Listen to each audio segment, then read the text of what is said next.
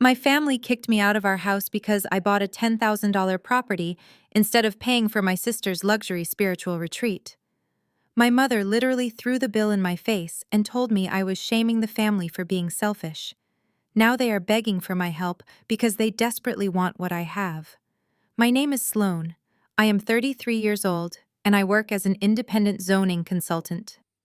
I spent my entire life playing by the rules, working myself to the bone, and being treated like a disposable bank account by the people who were supposed to love me. Before I continue this story, let me know where you are watching from in the comments below. Hit like and subscribe if you have ever had to stand up to a toxic family who tried to drain you dry.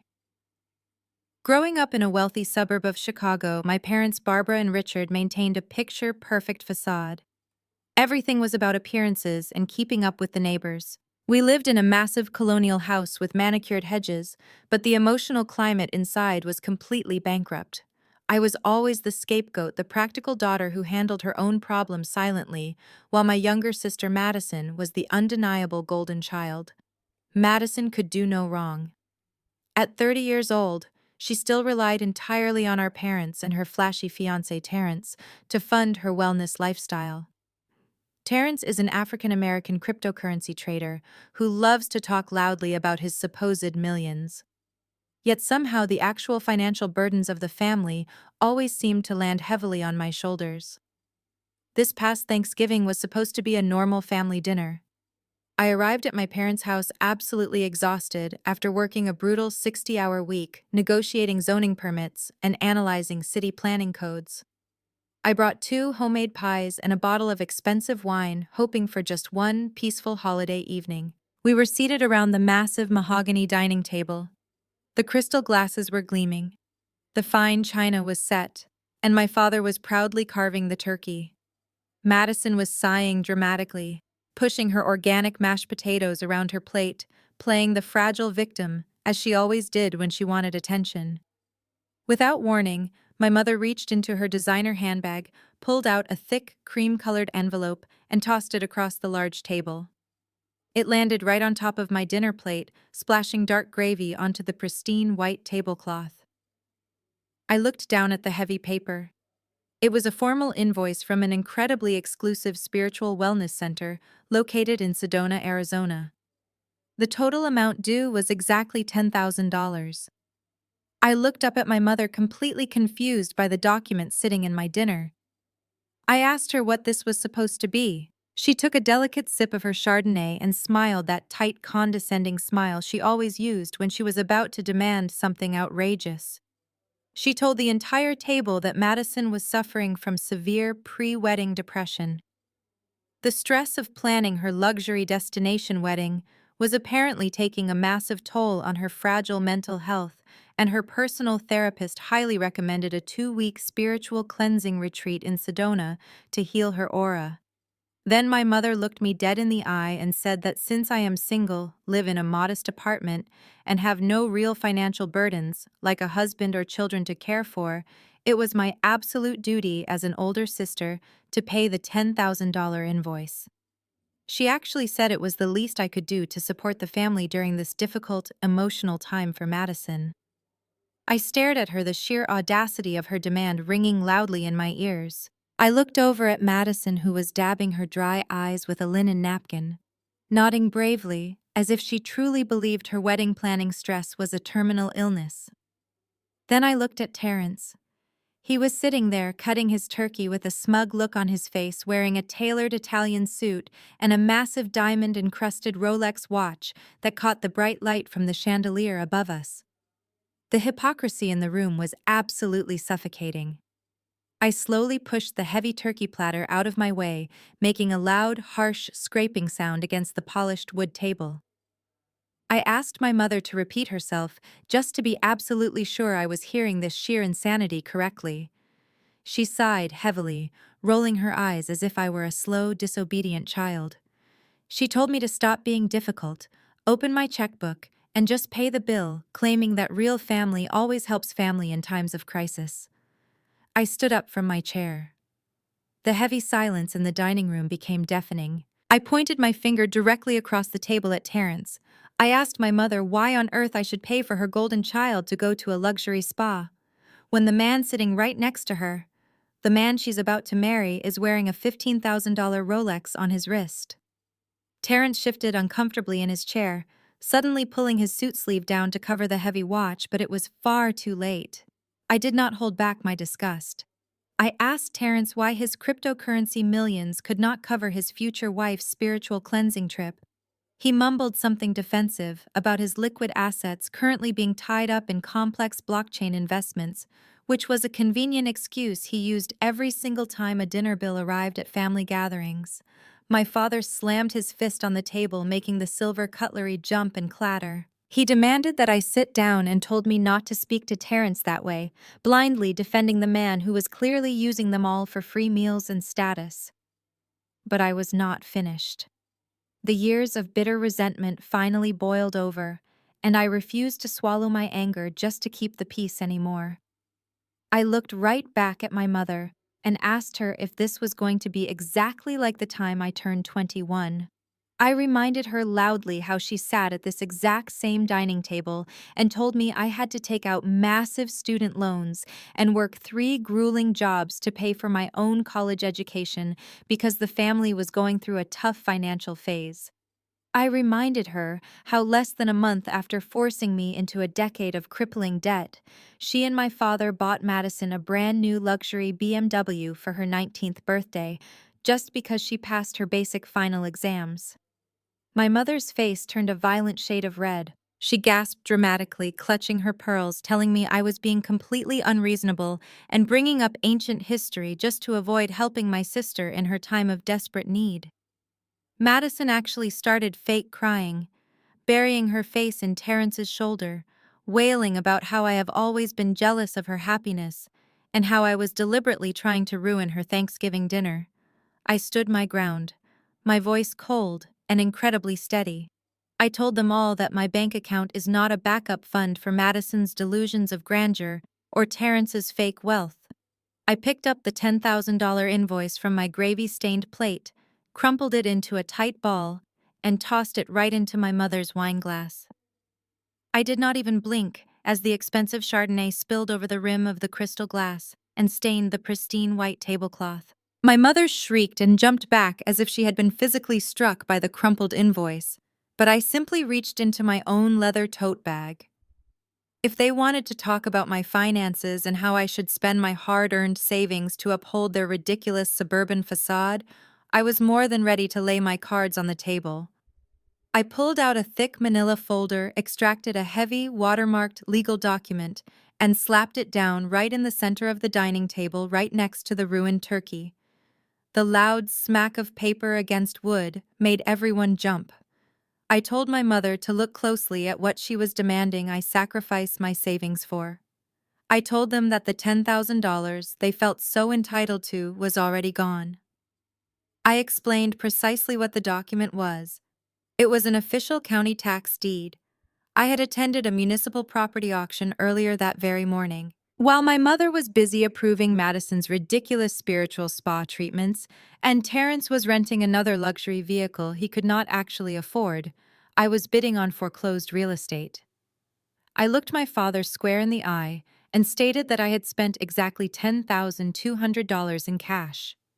Every single dime of my available savings was completely locked up in real estate. My father snatched the document from the table, aggressively adjusting his reading glasses. His face contorted in absolute horror as his eyes scanned the property address. He read the street name out loud, his voice dripping with unmistakable disgust. The East Side District. The entire table erupted into chaotic noise. My mother gasped loudly, placing a hand over her chest as if I had just announced I was joining a cult. Madison stopped her fake crying instantly, her jaw dropping open in sheer disbelief as she stared at the legal paper. Then the loud, booming sound of mocking laughter filled the dining room. Terrence leaned back in his expensive chair, clapping his hands together and shaking his head. He laughed so hard, he actually had to wipe a real tear from his eye. He pointed directly at me, looking around the table to ensure everyone was watching his performance. He called me the ultimate family failure. He mocked me ruthlessly for grinding away for years at a regular job, working myself to physical exhaustion, only to blow my entire life savings on a literal crack den in the worst, most crime-ridden neighborhood in the entire city. Terrence stood up arrogant and entirely too comfortable in my parents' home. He adjusted the lapels of his suit and paced slightly behind Madison's chair to command the room. He loudly bragged about his cryptocurrency portfolio, boasting that his blockchain investments were currently generating millions of dollars in passive income. He claimed his digital assets were compounding daily, while I was buying a rotting pile of wood and shattered glass in a slum. He told my parents that this was exactly why traditional employment was for losers, and why he was the true visionary of the family. He promised Madison right then and there that he would personally double the budget for her wedding to make up for my pathetic, embarrassing behavior. He sneered at me, saying that while I would be busy dodging stray bullets and fixing leaky pipes in a garbage dump, they would be sipping champagne on a private yacht.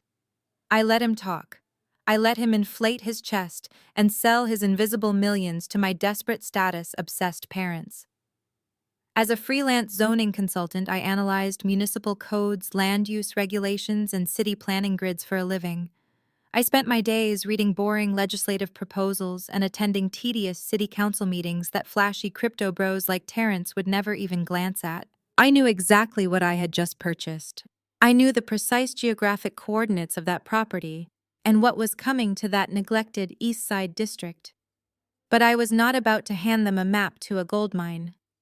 I just sat there keeping my expression entirely neutral, watching them dig their own graves with their blinding arrogance. My mother found her voice again, her tone shrill and panicked. She declared that she could not even show her face at the country club if her friends found out her eldest daughter was a slumlord in the East Side. She accused me of doing this deliberately to humiliate the family name. She said I was a spiteful, bitter woman who bought a worthless piece of trash just to avoid paying for my sister's mental health recovery. My father threw the tax deed back at me as if it were infected with a deadly disease. He called me a colossal disappointment, a woman who lacked basic common sense and class. They looked at me as if I were a stranger completely blinded by their own suburban snobbery and Terrence's hollow promises of extreme wealth. Terrence leaned over the table, getting close to my face. He told me I was a joke.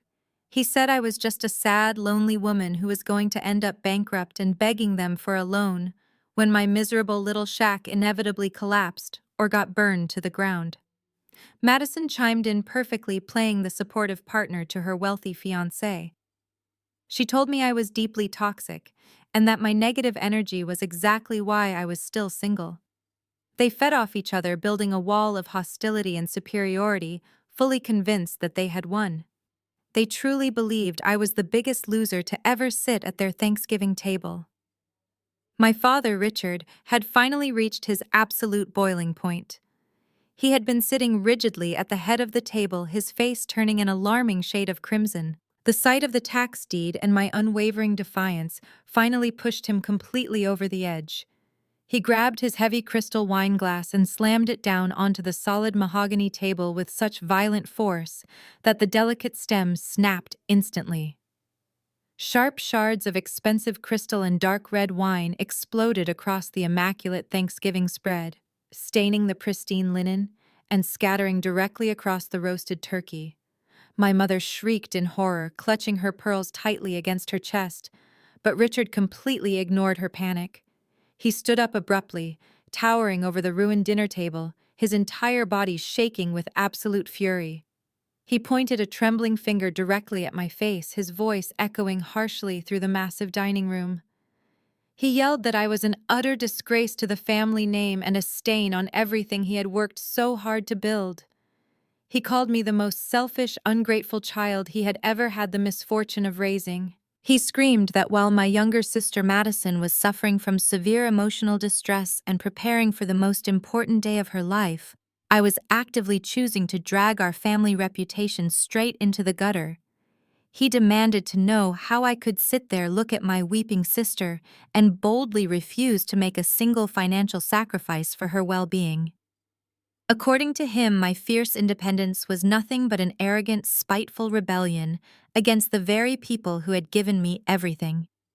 He told me that spending $10,000 on a ruined, decaying property in a crime-infested neighborhood was a deliberate act of sabotage meant only to humiliate my parents in front of their wealthy country club friends. Then came the ultimate ultimatum. He raised his arm and pointed straight toward the heavy oak front door. His voice was cold, carrying a finality that left no room for negotiation. He told me that if I was so incredibly determined to be a pathetic slumlord, I could go live in my slum right this second. He declared that his beautiful suburban house was a place for successful people who supported each other, not for bitter single failures, who bought actual garbage instead of helping their own flesh and blood. He ordered me to pack my belongings and get out of his house immediately, demanding that I leave his property before he called the neighborhood security to physically remove me. I looked around the table, waiting for anyone to interject. My mother did not say a single word to stop him. She simply crossed her arms, lifted her chin, and looked away, completely endorsing my midnight eviction. She was willing to throw her eldest daughter out into the freezing night just to maintain her illusion of control. Madison sniffled softly, leaning her head onto Terrence's shoulder, perfectly playing the innocent, fragile victim who was just tragically caught in the crossfire of my terrible, unprovoked hostility. Terrence simply smirked at me. He looked incredibly thrilled that the spotlight was back on his fake cryptocurrency millions and completely off his rented luxury lifestyle. He gave me a mocking little wave goodbye. I did not shed a single tear. I did not beg for their understanding, nor did I try to explain the massive financial potential of municipal zoning laws. I looked at the four of them, recognizing them for exactly what they were: a perfect portrait of suburban hypocrisy, toxic entitlement, and financial delusion. I calmly stood up from my chair, casually brushing a stray drop of spilled wine off my sleeve. I walked past the ruined holiday dinner, past my father's red, angry face, and went straight up the grand staircase to the guest room, where I had left my overnight bag. I packed my belongings with methodical, silent precision. There was no theatrical sobbing, no pleading, and no slamming of doors on my end. I simply zipped my suitcase, threw my heavy winter coat over my arm, and walked back down the stairs. When I reached the grand foyer, my father was standing there with his arms crossed over his chest, acting like a strict warden punishing a rebellious teenager. He glared at me and told me not to come crawling back to his doorstep when I inevitably went bankrupt and needed a warm place to sleep. I looked him dead in the eye, my expression entirely unreadable, and promised him that coming back to this toxic environment was the absolute last thing I would ever do. I reached out, opened the heavy front door, and stepped out onto the porch. The frigid Chicago wind hit my face instantly. A heavy, blinding snow had started to fall while we were eating, coating the manicured lawns, the pristine driveways, and the expensive cars in a thick layer of freezing white.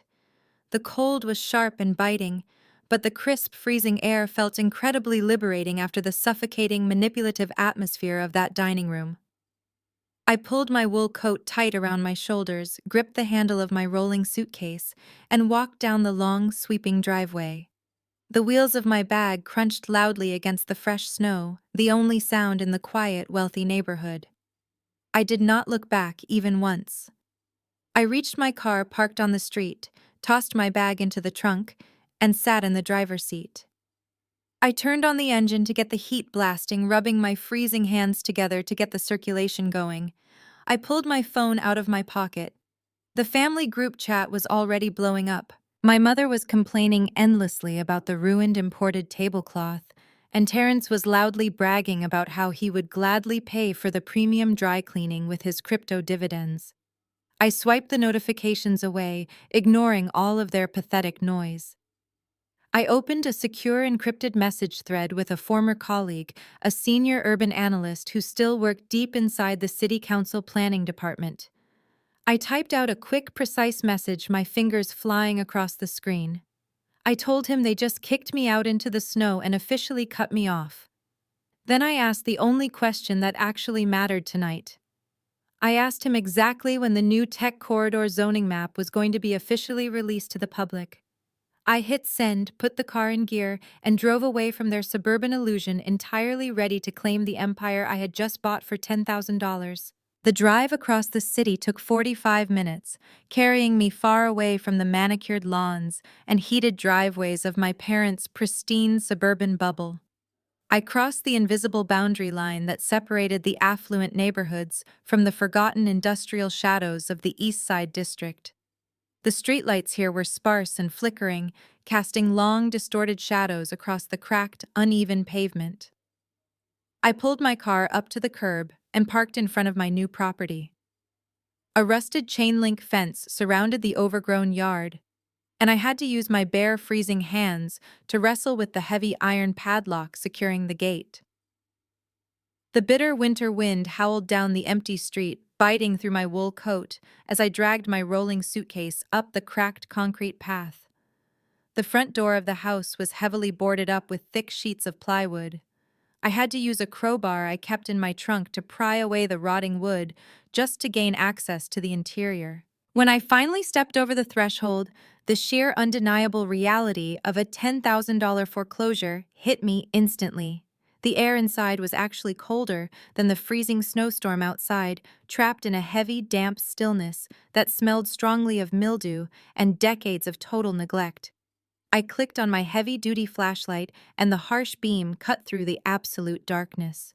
The light revealed peeling wallpaper hanging from the walls like dead skin, exposed structural beams, and shattered glass scattered across the room.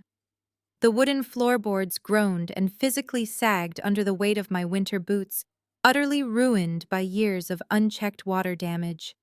There was no heating system, no electricity, and absolutely no running water.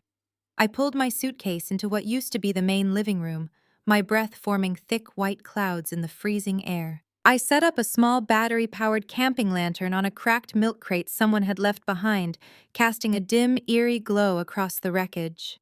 This was my domain now. I sat down on my suitcase, pulling my coat tightly around my shoulders to stop my teeth from chattering. Suddenly, the aggressive, continuous buzzing of my phone shattered the dead silence of the abandoned house. It was not just one single notification. It was dozens, then hundreds vibrating violently against the rotting wood floor where I had set the device down. I picked up the phone, the bright screen glaring harshly in the dark, freezing room. My Instagram application was completely overflowing with tags, direct messages, and angry mentions. Madison had not wasted a single second. While I was prying plywood off my front door in a brutal blizzard, she had immediately launched a highly coordinated, vicious digital smear campaign from the luxurious comfort of her heated suburban bedroom. I clicked on her latest story, which had already been shared and reposted by dozens of our mutual acquaintances.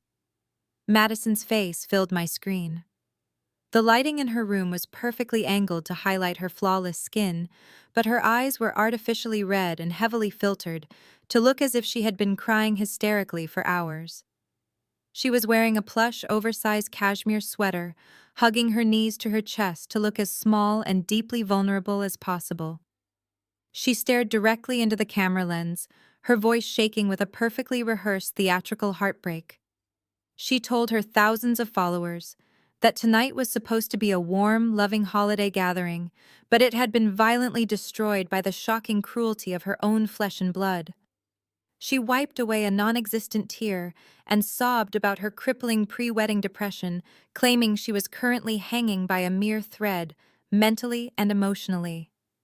Then she delivered the calculated killing blow. She looked into the camera and choked out that her older sister, a woman with zero real responsibilities, had viciously refused to help fund her urgent medical therapy retreat.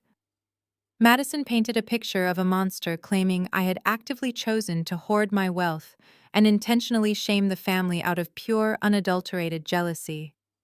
She told her audience that I had looked her in the eye and explicitly said, I did not care if her mental health completely collapsed before storming out of the house to go buy a secret property just to spite our parents. She cried that she felt utterly abandoned by the one person who was supposed to protect her. The comments section beneath her video was an absolute bloodbath. My relatives, family friends, and Terrence's obnoxious crypto investor buddies were tearing me apart piece by piece. Aunt Brenda wrote a lengthy paragraph about how I was a bitter, jealous spinster who could not stand to see her beautiful younger sister happy and engaged. Cousin Tyler commented that I deserved to be cut off entirely and left out in the cold for being so incredibly toxic and stingy with my money. Terrence himself had pinned a comment at the very top of the feed, boldly stating that real wealth means taking care of your loved ones, and that my selfish, impoverished mindset would guarantee I died alone in the slums. Hundreds of strangers who did not even know me were leaving vomiting emojis calling me a sociopath, a narcissist, and a heartless monster who abandoned her fragile little sister during a severe psychological crisis. They fully expected me to break under the pressure of public humiliation. They expected me to call my mother in tears, begging for forgiveness, pleading to be let back into their pristine fake world, promising to pay the $10,000 spa invoice just to stop the relentless online attacks. I sat on my suitcase in the middle of a freezing, decaying room surrounded by black mold and structural ruin, watching my family actively try to destroy my personal and professional reputation. I did not shed a single tear. I did not feel an ounce of panic or regret. Instead, I calmly and methodically took high-resolution screenshots of every single post, every nasty comment from my relatives, and every direct threat sliding into my inbox. I backed up Madison's entire crying video to a secure cloud drive. I was quietly collecting the digital rope they were so happily using to hang themselves. I turned off my cellular data to kill the endless buzzing. The sudden heavy silence of the ruined house returned, wrapping around me like a protective shield. I grabbed my flashlight and walked over to the sagging eastern wall of the living room. I ran my gloved hand over the freezing, rotting timber. Terrence looked at this address and saw a worthless slum to mock. Madison saw a convenient way to play the ultimate victim online. My parents saw an act of shameful, embarrassing rebellion. As a professional zoning consultant, I looked at these shattered windows and rotting floors and saw the exact center of a massive multi-billion-dollar municipal redevelopment zone. I mentally calculated the commercial high-rise footprint and the setback requirements for the new tech boulevard that would soon run straight through this very living room. I leaned against the freezing drywall and smiled in the dark. Let them have their cheap social media likes and their fake performative sympathy. They were aggressively typing angry comments on their expensive phones, completely unaware that the ground they walked on was already shifting, and I was holding the only map to the future. The morning sunlight was brittle and offered absolutely no warmth as it filtered through the cracked, filthy windows of my new property. I sat on my overturned suitcase, my breath pluming in the freezing air, reviewing a digital overlay of the municipal zoning grid on my fully charged tablet. I was cross-referencing the city infrastructure expansion plans with the exact boundary lines of my parcel. The heavy silence of the forgotten East Side district was suddenly shattered by the aggressive, obnoxious roar of a high-performance engine.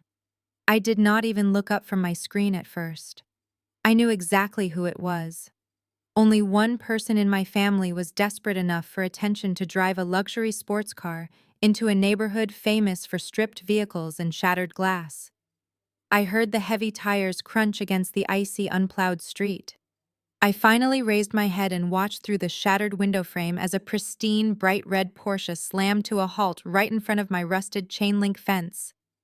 The driver's side door swung open and Terrence stepped out into the freezing slush. He was wearing an absurdly expensive designer winter coat and pristine white luxury sneakers that immediately sank into the gray, toxic mud of the unpaved sidewalk. He looked around the desolate street with exaggerated theatrical disgust, pinching his nose, as if the very air of the East Side was offending his delicate sensibilities.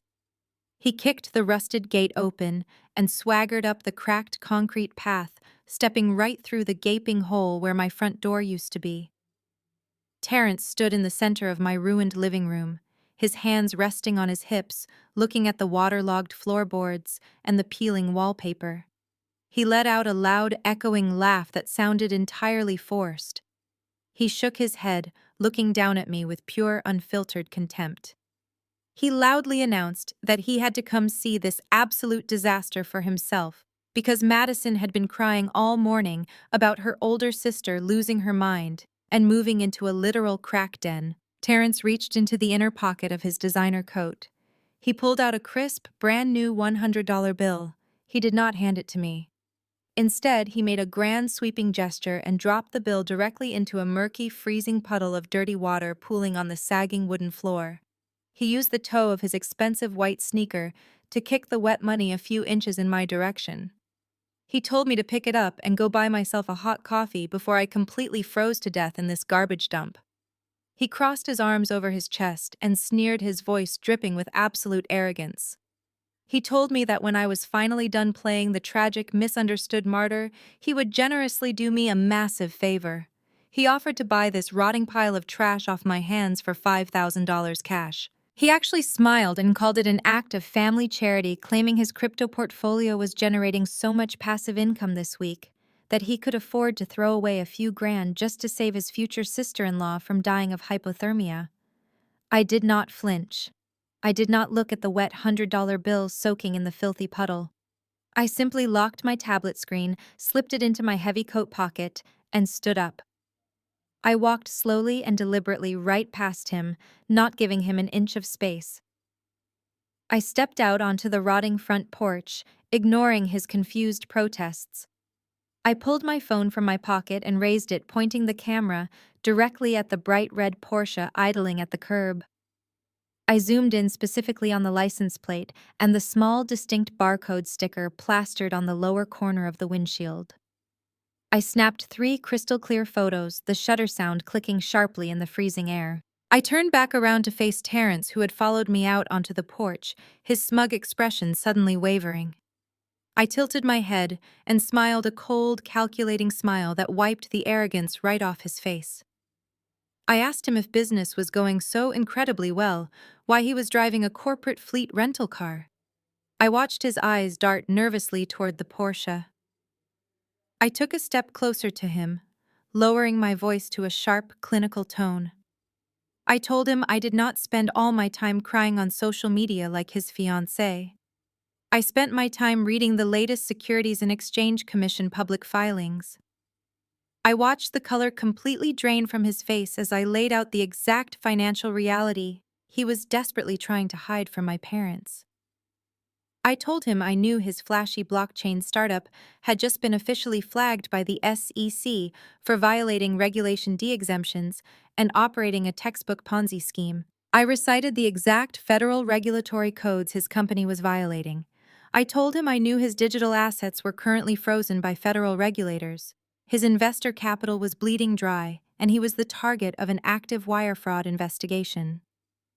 I looked him dead in the eye and said that was the real reason he could not actually afford to buy a car, and it was the exact reason he was leeching off my parents, tricking them into mortgaging their suburban house to fund Madison's lavish wedding and his fake luxury lifestyle. Terrence physically stumbled backward, his pristine white sneakers slipping on the icy porch. His mouth opened and closed, but no sound came out.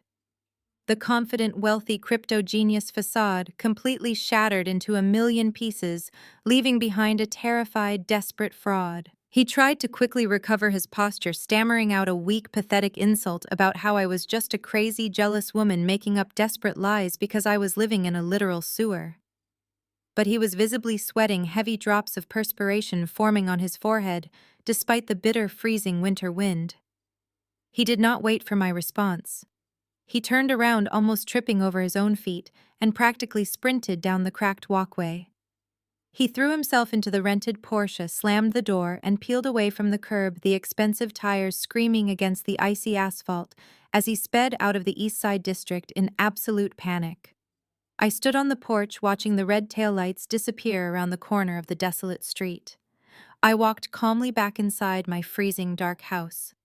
I walked right past the $100 bill still floating in the dirty water, completely ignoring it. I sat back down on my overturned suitcase, pulled my tablet back out of my heavy coat pocket, and opened my municipal zoning maps. The game had officially started, and they had absolutely no idea they were already losing. I turned away from the shattered window and let the freezing wind howl through the empty frame. The silence of the abandoned East Side district was a stark contrast to the relentless, aggressive buzzing of my phone resting on the overturned milk crate. I walked over to the nearest wall, where decades of unchecked water damage had caused the cheap floral wallpaper to bubble and peel outward. I grabbed a loose, moldy edge with my heavy winter gloves and ripped it downward with all my strength. The thick paper tore away with a loud, satisfying sound, exposing the bare, rotting drywall underneath. It felt incredibly therapeutic. Every single strip of decaying paper I violently tore from the walls felt like I was physically ripping away the toxic, suffocating influence of my family. My phone vibrated so hard it nearly slid right off the plastic crate. I glanced at the glowing screen, watching the endless stream of notifications pile up rapidly in the family group chat. They were acting completely unhinged. My mother, Barbara, had sent a massive dramatic paragraph about how she was currently hyperventilating in her pristine suburban kitchen. She claimed my reckless decision to buy a property in a high-crime neighborhood was giving her actual heart palpitations, and she aggressively threatened to write me out of the family will if I did not put the house back on the market immediately. I actually laughed out loud at that specific threat, my breath forming white clouds in the freezing room. I knew for an absolute fact that their so-called family will was completely worthless. Years ago, when I was working 3 grueling jobs just to pay for my basic college textbooks, I had accidentally seen my father's private financial statements left open on his home office desk. They had secretly remortgaged their entire house twice just to maintain their elite country club membership and buy Madison her luxury car. They were drowning in massive debt, yet they still had the sheer audacity to threaten me with an inheritance that literally did not exist.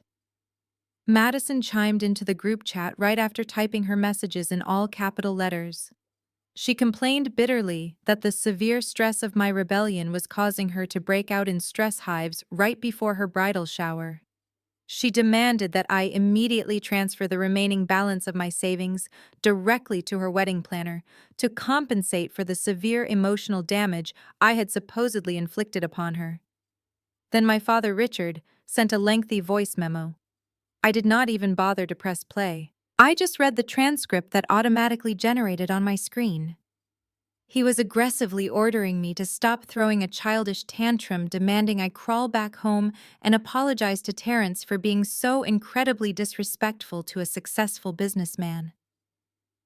They were completely trapped in their own suburban delusions, obsessively clutching their fake upper-class status while standing on the absolute brink of total financial ruin. I muted the group chat entirely and tossed the phone aside. Let them scream into the digital void. I had actual, highly profitable work to do. I cleared a small space on the least damaged section of the wooden floor and set up my portable workspace. I connected my high-performance laptop to a heavy-duty portable power station I had brought in my trunk. I activated my encrypted mobile hotspot, establishing a secure high-speed connection directly to the municipal database. As a freelance zoning consultant, I did not rely on luck or empty promises. I relied on hard data, legislative tracking, and the painfully slow gears of city bureaucracy. For the past 18 months, I had been meticulously tracking a highly classified urban redevelopment initiative known within the council only as Project Apex. The city had been quietly partnering with a massive multi-billion-dollar medical and technology conglomerate. They were aggressively planning to construct a sprawling state-of-the-art innovation campus that would completely revitalize the entire region. The massive problem for the corporate developers was that they needed a huge contiguous block of land to build their primary research headquarters and the connecting transit hub. They had spent the last calendar year silently buying up abandoned warehouses and empty lots through anonymous shell companies to avoid driving up the local real estate prices. But they had a massive, glaring blind spot in their acquisition strategy. They desperately needed one specific central parcel to connect the three main arterial roads: a Keystone parcel. Without that exact piece of land, their entire architectural blueprint was completely useless. They would be forced to redesign the entire multi-billion-dollar campus from scratch, which would cost them years of legislative delays and hundreds of millions in wasted engineering fees. The City Council had held a closed-door executive session this very morning to vote on the final zoning overlays. The rotting property I was currently sitting inside was that exact Keystone parcel. The previous owner had died intestate with massive tax liens, and the property had slipped right through the cracks of the city's automated auction system before the corporate developers even realized it was publicly listed. I had swooped in and legally purchased it for $10,200 cash, while my mother was busy booking hot stone massages for Madison. I pulled my heavy wool coat tighter around my freezing shoulders and stared intently at the glowing laptop screen. The cold was biting right through my thick boots, but my veins were flooded with pure electric adrenaline. I watched the digital clock in the corner of my screen tick forward. It was exactly 2 in the afternoon. The city council session was scheduled to adjourn right at this moment. Suddenly, a sharp, crisp chime echoed through the empty freezing house. My secure email client refreshed automatically.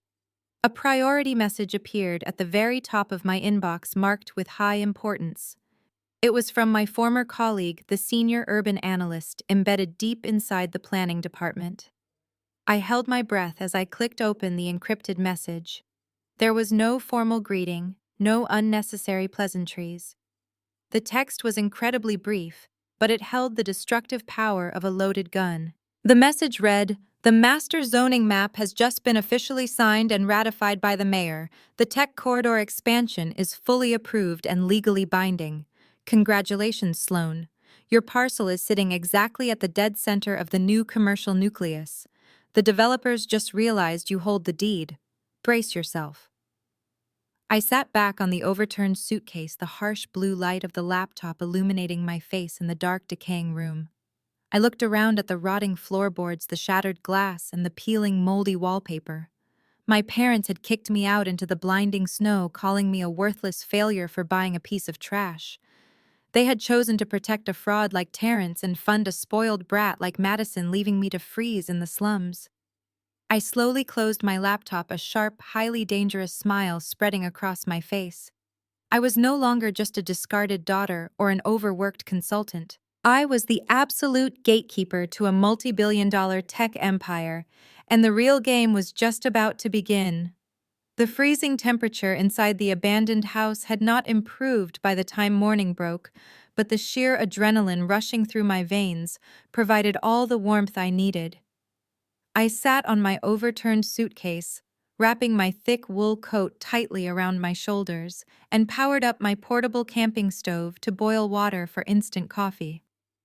The harsh, pale winter sunlight illuminated the severe structural damage of the living room, highlighting the rotting floorboards and shattered glass. To anyone else walking past the rusted chain-link fence, this property was a hopeless, decaying nightmare. To me, it was the absolute center of the universe. I booted up my high-performance laptop and connected my tablet, setting up a makeshift command center right in the middle of the debris. I navigated directly to the local news broadcasting network. The highly anticipated press conference was scheduled for 8 in the morning, and I was not going to miss a single second of the spectacle. The screen flickered to life, showing a massive, crowded press room inside City Hall. Flashbulbs were going off relentlessly. The mayor stood at the wooden podium looking incredibly smug, flanked by a row of wealthy corporate executives wearing immaculate, custom-tailored suits. The mayor tapped the microphone and delivered the earth-shattering announcement that would permanently alter the economic landscape of the entire region. He officially declared a historic multi-billion-dollar joint venture between the municipal government and Apex Biotech, a colossal global medical and technology conglomerate. They were completely eradicating the forgotten, blighted East Side district to construct a massive state-of-the-art innovation campus. The news anchors excitedly called it a monumental revitalization project, proudly dubbing the new zone the Silicon Valley of the Midwest. The broadcast immediately cut to a highly produced, slick three-dimensional architectural rendering of the proposed mega campus. I leaned forward, my eyes locked on the glowing screen, tracking every single geometric line and infrastructure overlay. The digital rendering showcased towering glass research facilities, sprawling luxury condominiums for high-tech workers, manicured green spaces, and a massive centralized transit hub designed to funnel thousands of corporate employees directly into the core of the district.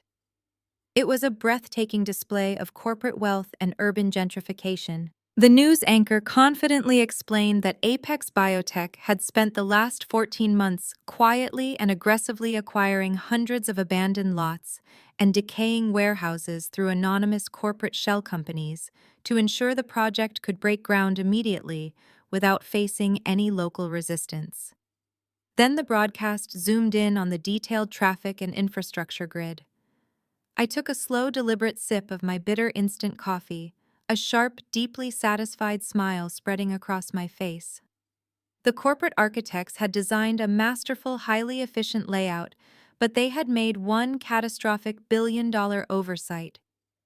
The entire transit flow of the mega campus relied on the seamless intersection of three main arterial boulevards.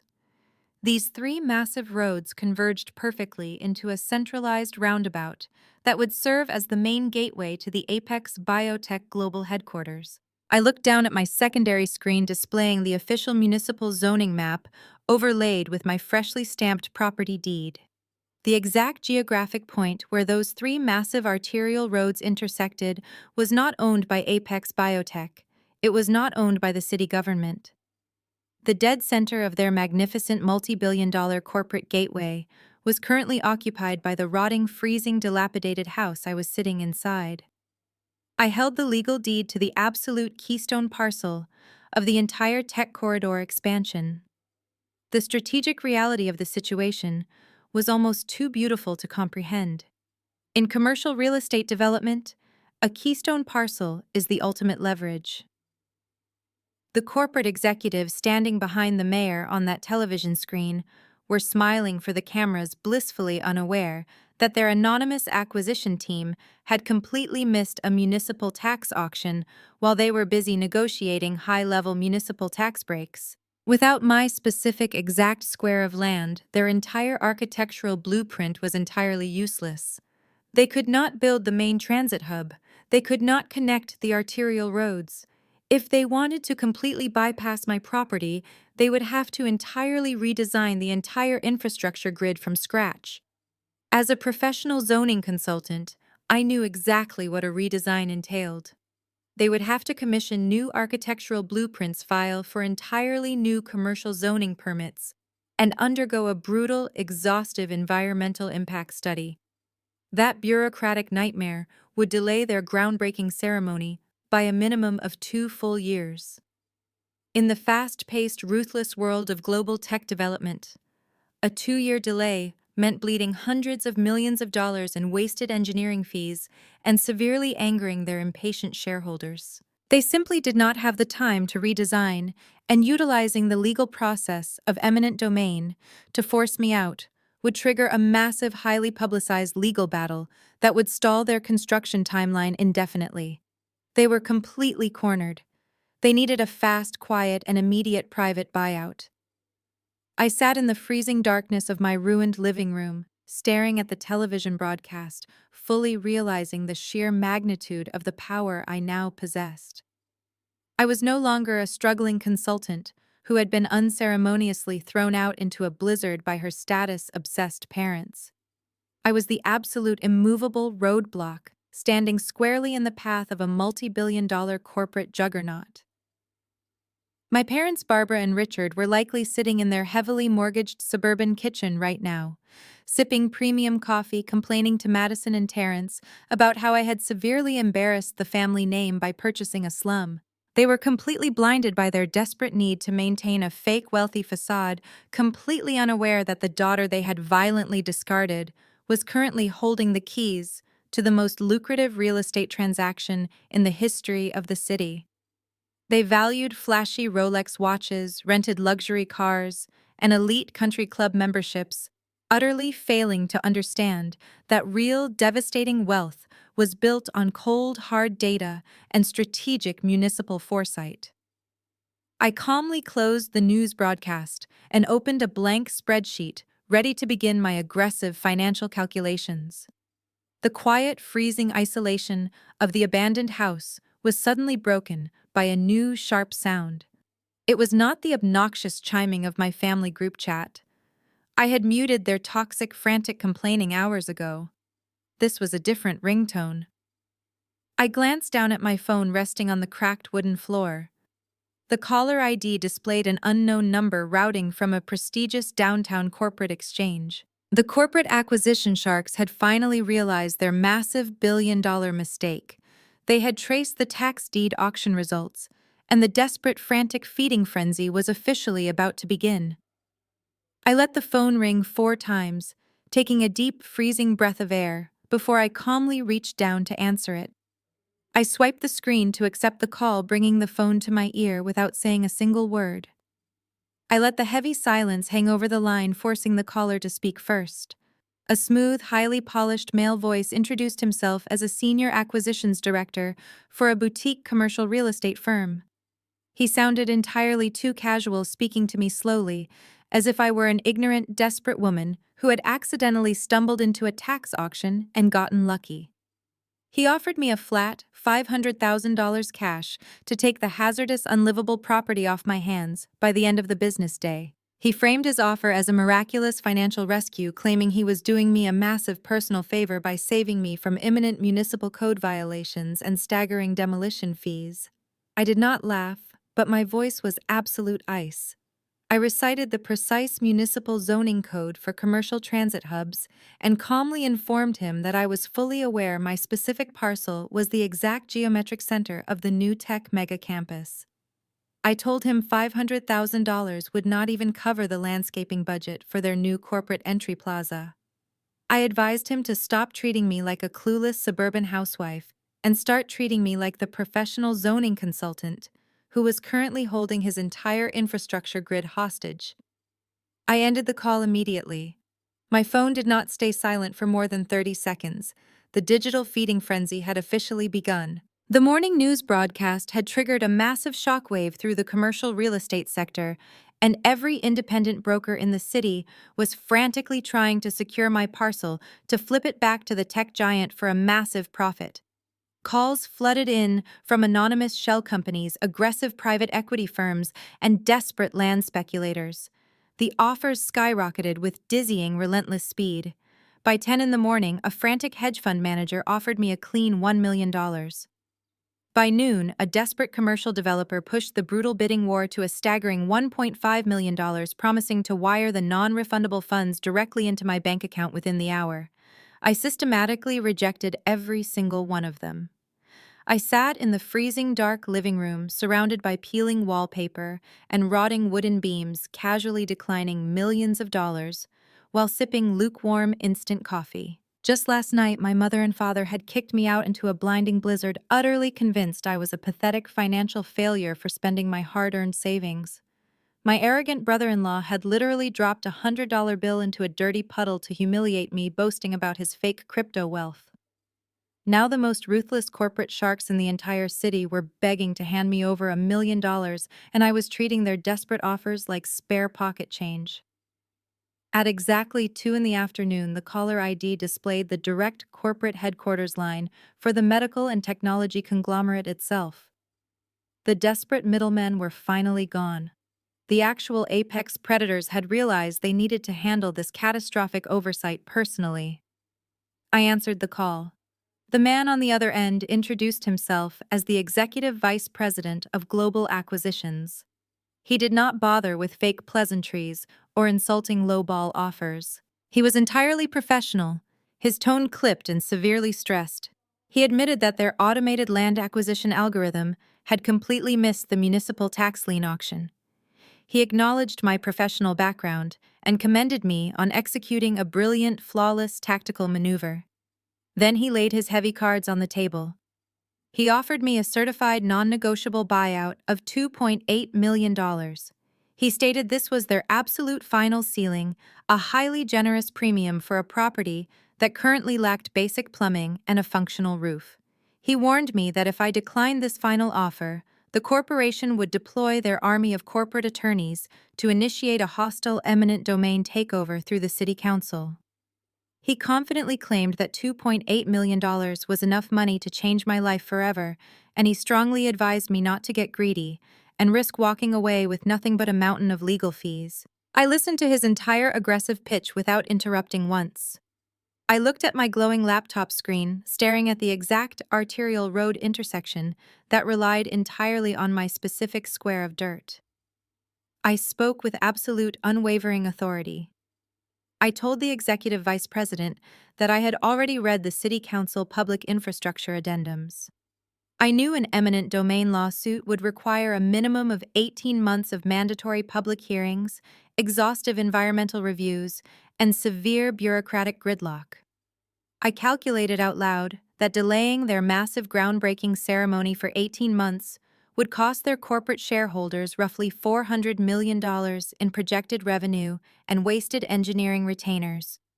I told him $2.8 million was indeed a lot of money. But it was absolute peanuts compared to the catastrophic financial hemorrhage they would suffer if they tried to fight me in court. I informed him that I was perfectly comfortable sitting in my freezing, dilapidated house for the next 2 years, while their corporate stock price plummeted from the humiliating construction delays. I told the executive that his generous offer was entirely unacceptable. I demanded that he call me back only when he was ready to offer a number that actually reflected the true devastating leverage I held over his entire billion-dollar empire. I hung up the phone before he could even utter a single syllable in response, dropping the device onto the cracked milk crate.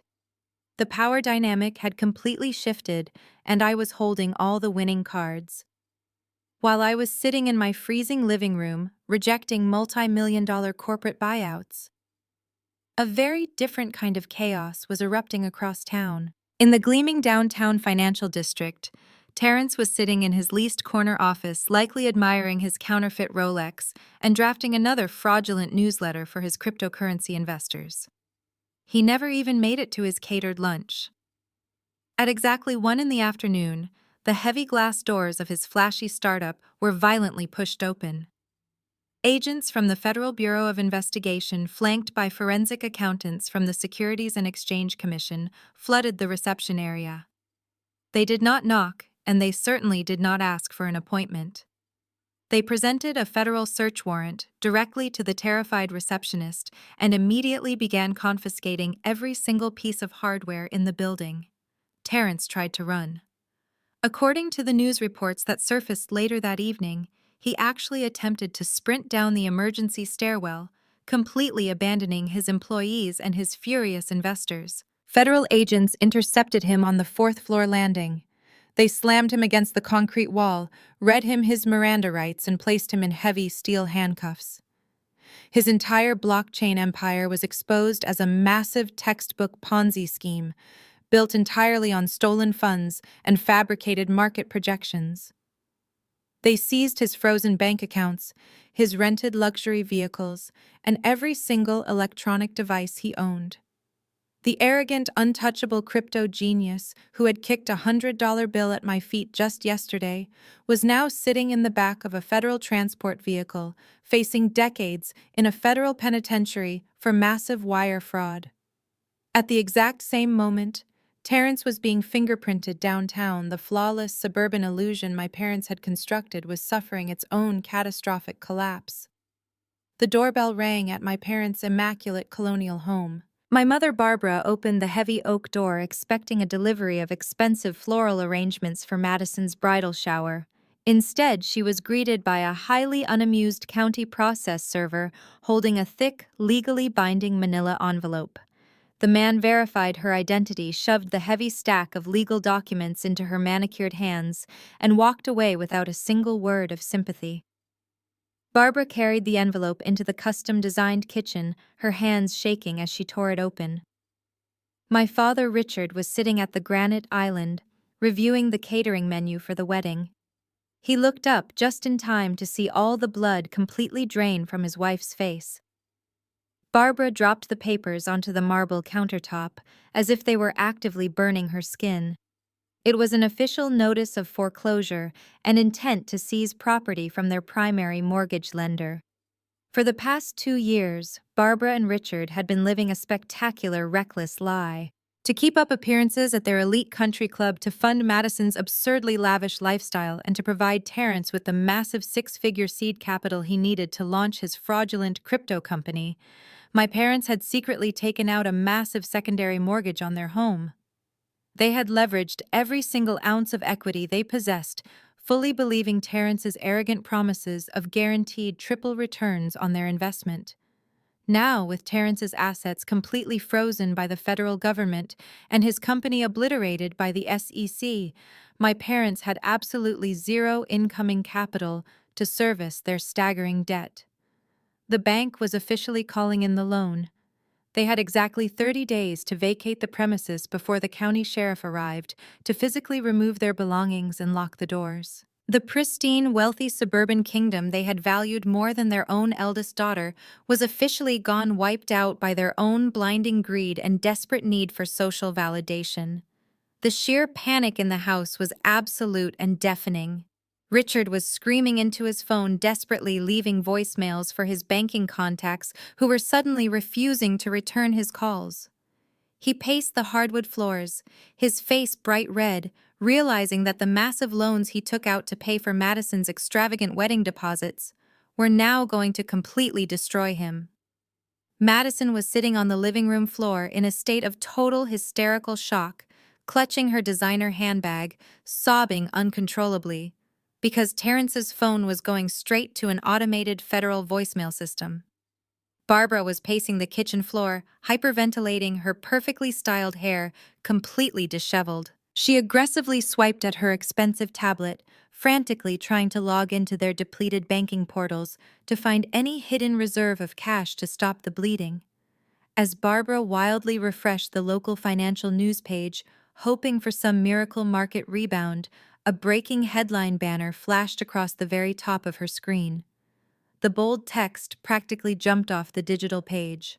It highlighted a shocking real estate bidding war that was currently dominating the municipal business sector. The headline read that a local independent female investor had just struck a massive $2.8 million jackpot after purchasing a forgotten tax deed property. The article detailed how the massive corporate expansion by Apex Biotech was being completely stalled by a single brilliant holdout who had strategically purchased the absolute keystone parcel of the entire tech corridor. Barbara stopped pacing. Her breath hitched in her throat as her frantic eyes scanned the details of the article. The journalist had included a photograph of the property in question to emphasize the sheer irony of the situation. It was a picture of a dilapidated, rotting house surrounded by a rusted chain-link fence sitting right in the middle of the frozen East Side district. Barbara's hands began to shake violently as she read the exact street address printed directly below the photograph. She dropped the tablet onto the kitchen island. The sharp clatter of the device hitting the granite silenced Richard's screaming and Madison's pathetic sobbing. Barbara stood frozen, her eyes wide with a mixture of absolute horror and sickening realization. The rotting, hazardous garbage dump that she had violently ridiculed just 24 hours ago, the exact property she had kicked her own daughter into a blizzard for buying, was currently the most valuable piece of commercial real estate in the entire city. And her discarded, humiliated daughter was the one holding the multi-million-dollar deed. The morning air was still razor-sharp, but the atmosphere around my property had completely transformed. I was no longer sitting alone in the dark. I had hired a premium private security firm and a commercial debris removal crew, using a small line of credit secured against the undeniable value of my tax deed. Heavy-duty trucks were parked along the curb, and professional contractors in high-visibility jackets were actively hauling away decades of rotted wood and shattered glass. I stood on the cracked concrete walkway, holding a steaming cup of artisan coffee, reviewing a digital site manifest on my tablet. I was operating as the absolute chief executive of a multi-million-dollar asset, taking complete control of my territory. The productive rhythm of the work site was abruptly interrupted by the screeching of heavy tires.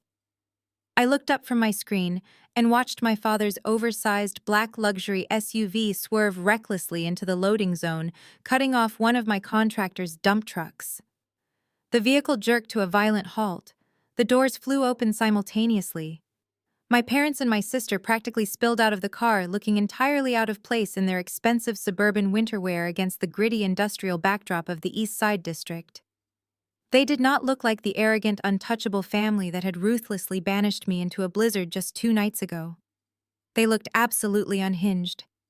Richard's face was a sickly pale gray, his usually perfect posture completely slumped. Madison was shivering uncontrollably, her designer mascara smeared darkly beneath her eyes, clutching her luxury handbag as if it were a life preserver on a sinking ship.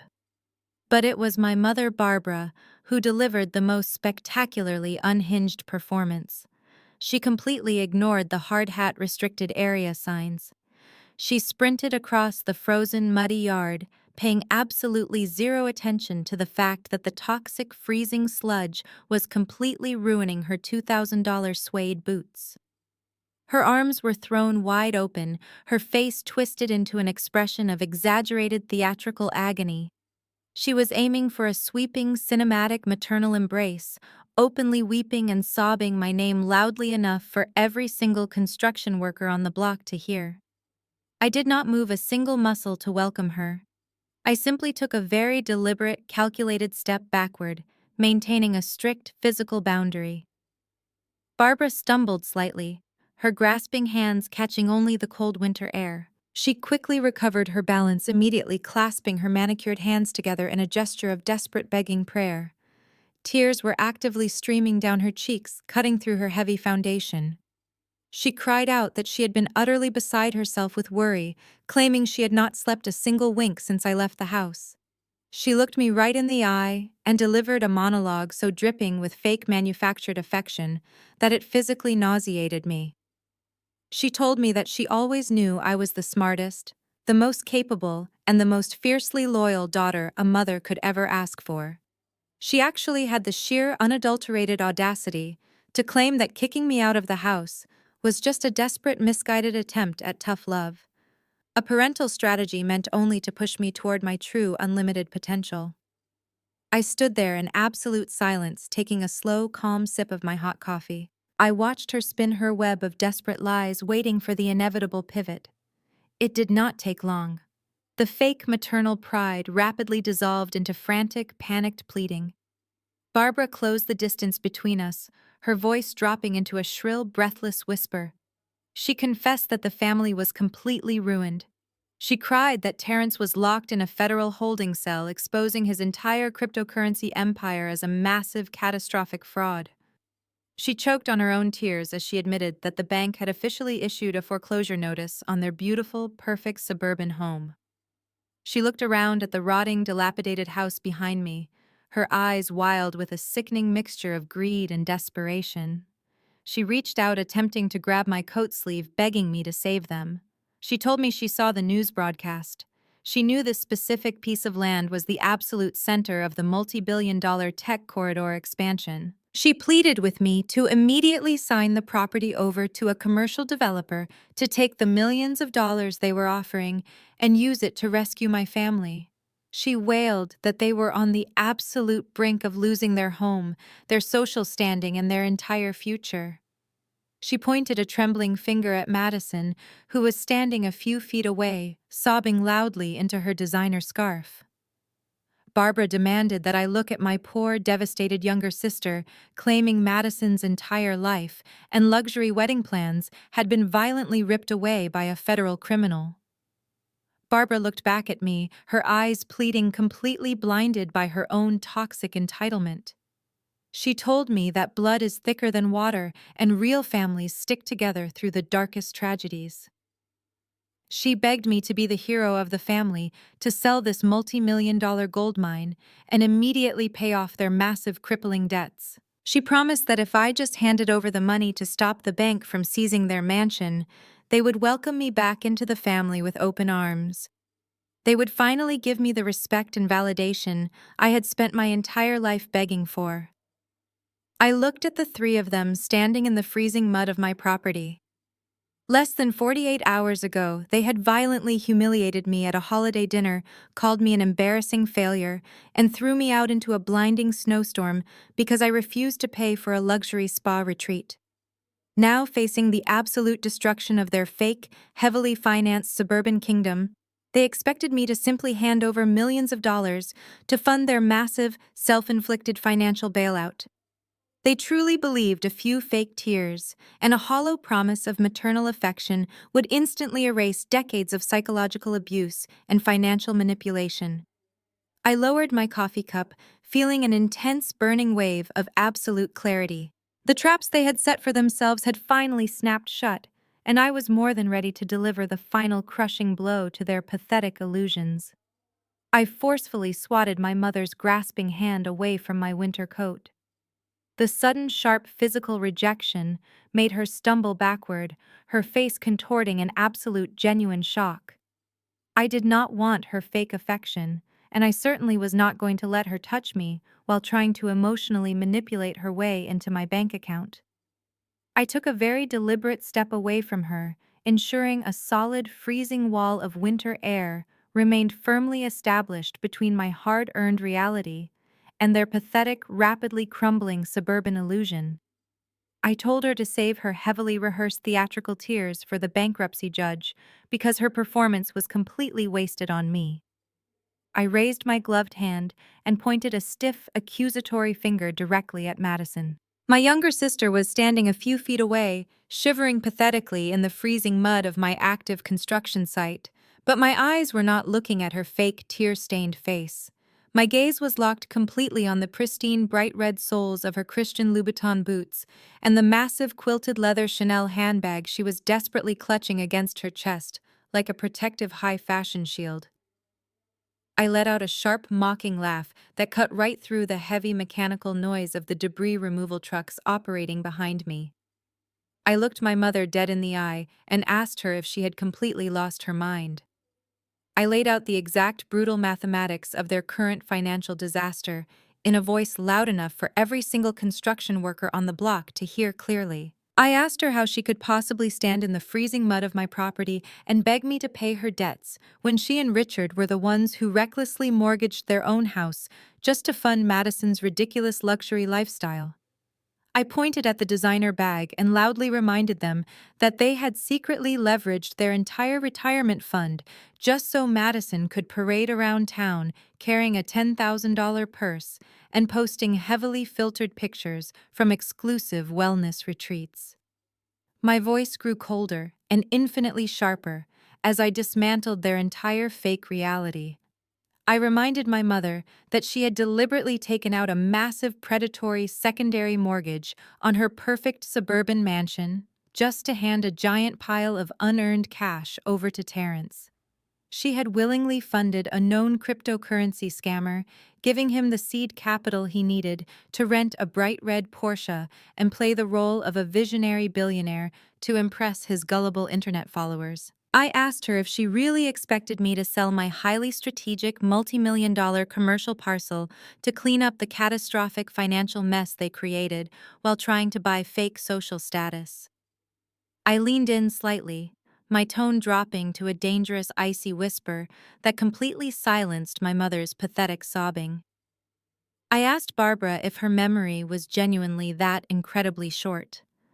I reminded her of the absolute staggering hypocrisy of standing on my property and begging for my financial mercy.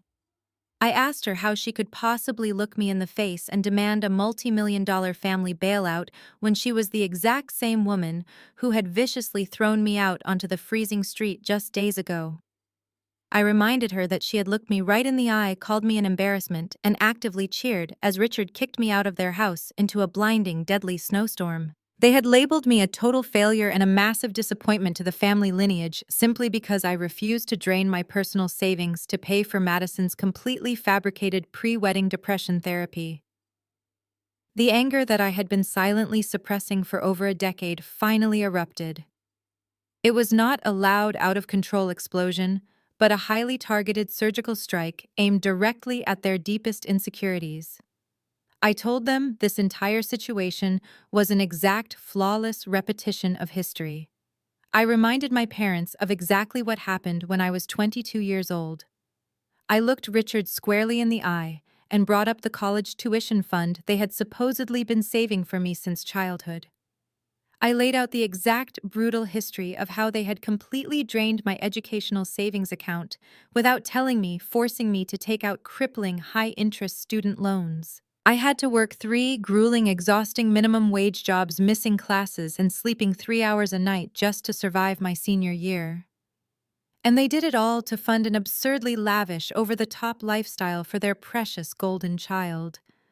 I reminded them how they took my hard-earned tuition money and used it to buy Madison a brand-new luxury vehicle, funding her ridiculous performative milestones, while I was eating instant ramen and studying until dawn. They had always treated my financial stability as a completely disposable resource, something to be casually raided and destroyed whenever Madison threw a temper tantrum or wanted to show off to her wealthy, superficial friends. Madison tried to speak up, taking a hesitant step forward. She stammered out a weak, pathetic defense, claiming that I was being deeply toxic and holding on to ancient history just to be cruel. She cried that Terrence was a good man who had simply made a minor investment error, and that I was destroying the family out of pure, unadulterated spite. I instantly shut her down. I raised my hand and told her to keep her mouth entirely shut. I told her that her fake tears and her expensive designer accessories were built entirely on stolen money and massive federal fraud. I told her that the only reason she was crying right now was because the endless fountain of unearned cash had finally run completely dry. Her scammer fiancé was currently trading his tailored Italian suits for a federal prison uniform, and she was absolutely terrified because she had zero real-world skills to survive without a man or her parents paying her credit card bills. I looked back at Barbara, whose face was completely pale and drained of all color. The grand suburban illusion was officially dead buried under the freezing mud of the East Side district. I told my mother that my commercial tax deed was not her emergency parachute. My millions of dollars were not going to save her perfectly manicured mansion from the bank. I told her she had made her bed by choosing to enable Terrence's massive fraud and funding Madison's endless greed. They had treated me like absolute garbage for my entire adult life, and now they were going to face the brutal, uncompromising consequences of their own spectacular stupidity. Seeing that Barbara's desperate theatrical sobbing had failed to extract a single ounce of sympathy or a multi-million-dollar check from me, my father completely dropped his pathetic grieving parent routine. Richard's face transformed instantly. The manufactured sadness vanished, replaced by a dark, twisting mask of absolute rage. The veins in his neck bulged against his expensive silk collar. He stepped right past my weeping mother, aggressively closing the distance between us. He pointed a thick, shaking finger directly at my face, screaming that I was a vicious, ungrateful sociopath who derived sick pleasure from watching her own flesh and blood suffer. When emotional manipulation failed to secure my bank account, Richard immediately pivoted to his favorite weapon of choice: intimidation. He puffed out his chest, trying to physically tower over me, and launched into a loud, frantic legal threat. He declared that there was absolutely no logical way I could have blindly stumbled into purchasing the exact geographic center of a multi-billion-dollar municipal tech corridor. He aggressively accused me of committing severe corporate espionage and engaging in illegal insider trading. He screamed that I must have stolen classified, highly confidential municipal planning documents from my consulting clients to orchestrate this entire real estate acquisition. Richard loudly threatened to call the city mayor, the local district attorney, and a team of high-powered corporate litigators to brutally expose my supposed financial crimes. He swore he would drag my professional reputation through the mud, ensure I lost my consulting license permanently, and force a federal judge to seize the $2.8 million property. He actually had the sheer delusion to claim that he would petition the courts to hand the entire parcel over to the family as financial restitution for my malicious, deceitful behavior. He demanded that I sign the deed over to him right this second, or he would personally see to it that I spent the next decade rotting in a federal prison cell for defrauding the city government. I did not flinch. I did not raise my voice, and I certainly did not cower before his baseless, aggressive, patriarchal bullying. I simply laughed. It was a cold, sharp sound that echoed off the heavy machinery behind me. I looked him dead in the eye and calmly reminded him that public municipal tax lien auctions are a matter of completely open, transparent public record. I told him that any citizen who actually bothered to read publicly available urban development agendas instead of spending their afternoons drinking scotch at an exclusive country club could have easily connected the dots. I advised him that throwing empty, baseless legal threats at a professional licensed zoning consultant while standing on her active commercial property was an incredibly stupid, highly desperate move. I did not waste another breath trying to educate a man who was willfully ignorant. I simply raised my right hand and made a sharp, decisive signal toward the perimeter of the lot. Immediately, the lead officer of the elite private security firm I had hired that morning stepped forward. Two massive, heavily armed security guards clad in black tactical gear and high-visibility vests flanked me on either side. Their hands rested firmly on their heavy-duty utility belts, their expressions completely unreadable behind their dark sunglasses. I looked Richard up and down with absolute disgust. I officially informed him that he was currently standing on an active, hazardous commercial construction site without authorization. I declared loudly and clearly that he, Barbara, and Madison were actively committing the crime of criminal trespassing on private property. I turned to the lead security officer and instructed him to escort these unauthorized individuals off my parcel immediately. I added that if they resisted the escort, raised their voices again, or ever dared to set foot within 50 feet of my chain-link fence, the guards were to immediately contact the local police department and press formal trespassing charges to the absolute fullest extent of the law. Richard tried to stand his ground and puff out his chest one last time, but the sheer intimidating physical presence of the armed tactical guards forced him into a rapid, humiliating retreat. He grabbed Barbara aggressively by the arm, dragging her stumbling and crying back toward their illegally parked luxury SUV. Madison followed close behind them, her face pale with absolute terror as she scrambled through the freezing toxic mud, completely ruining her expensive designer outfit. As the security guards physically forced my parents toward the icy curb, a slight movement near the edge of the property caught my attention. Standing half-hidden behind a massive, rusted industrial dumpster near the broken gate was Terrence. He looked absolutely pathetic. His bespoke Italian suit was severely wrinkled, his tie was missing, and his posture was completely hunched. He had clearly just posted a massive, desperate bail to get out of his federal holding cell after the explosive raid on his fake cryptocurrency firm. His arrogant, untouchable crypto-billionaire swagger was entirely gone, replaced by the frantic, highly dangerous energy of a cornered criminal who was currently staring down decades in a federal penitentiary.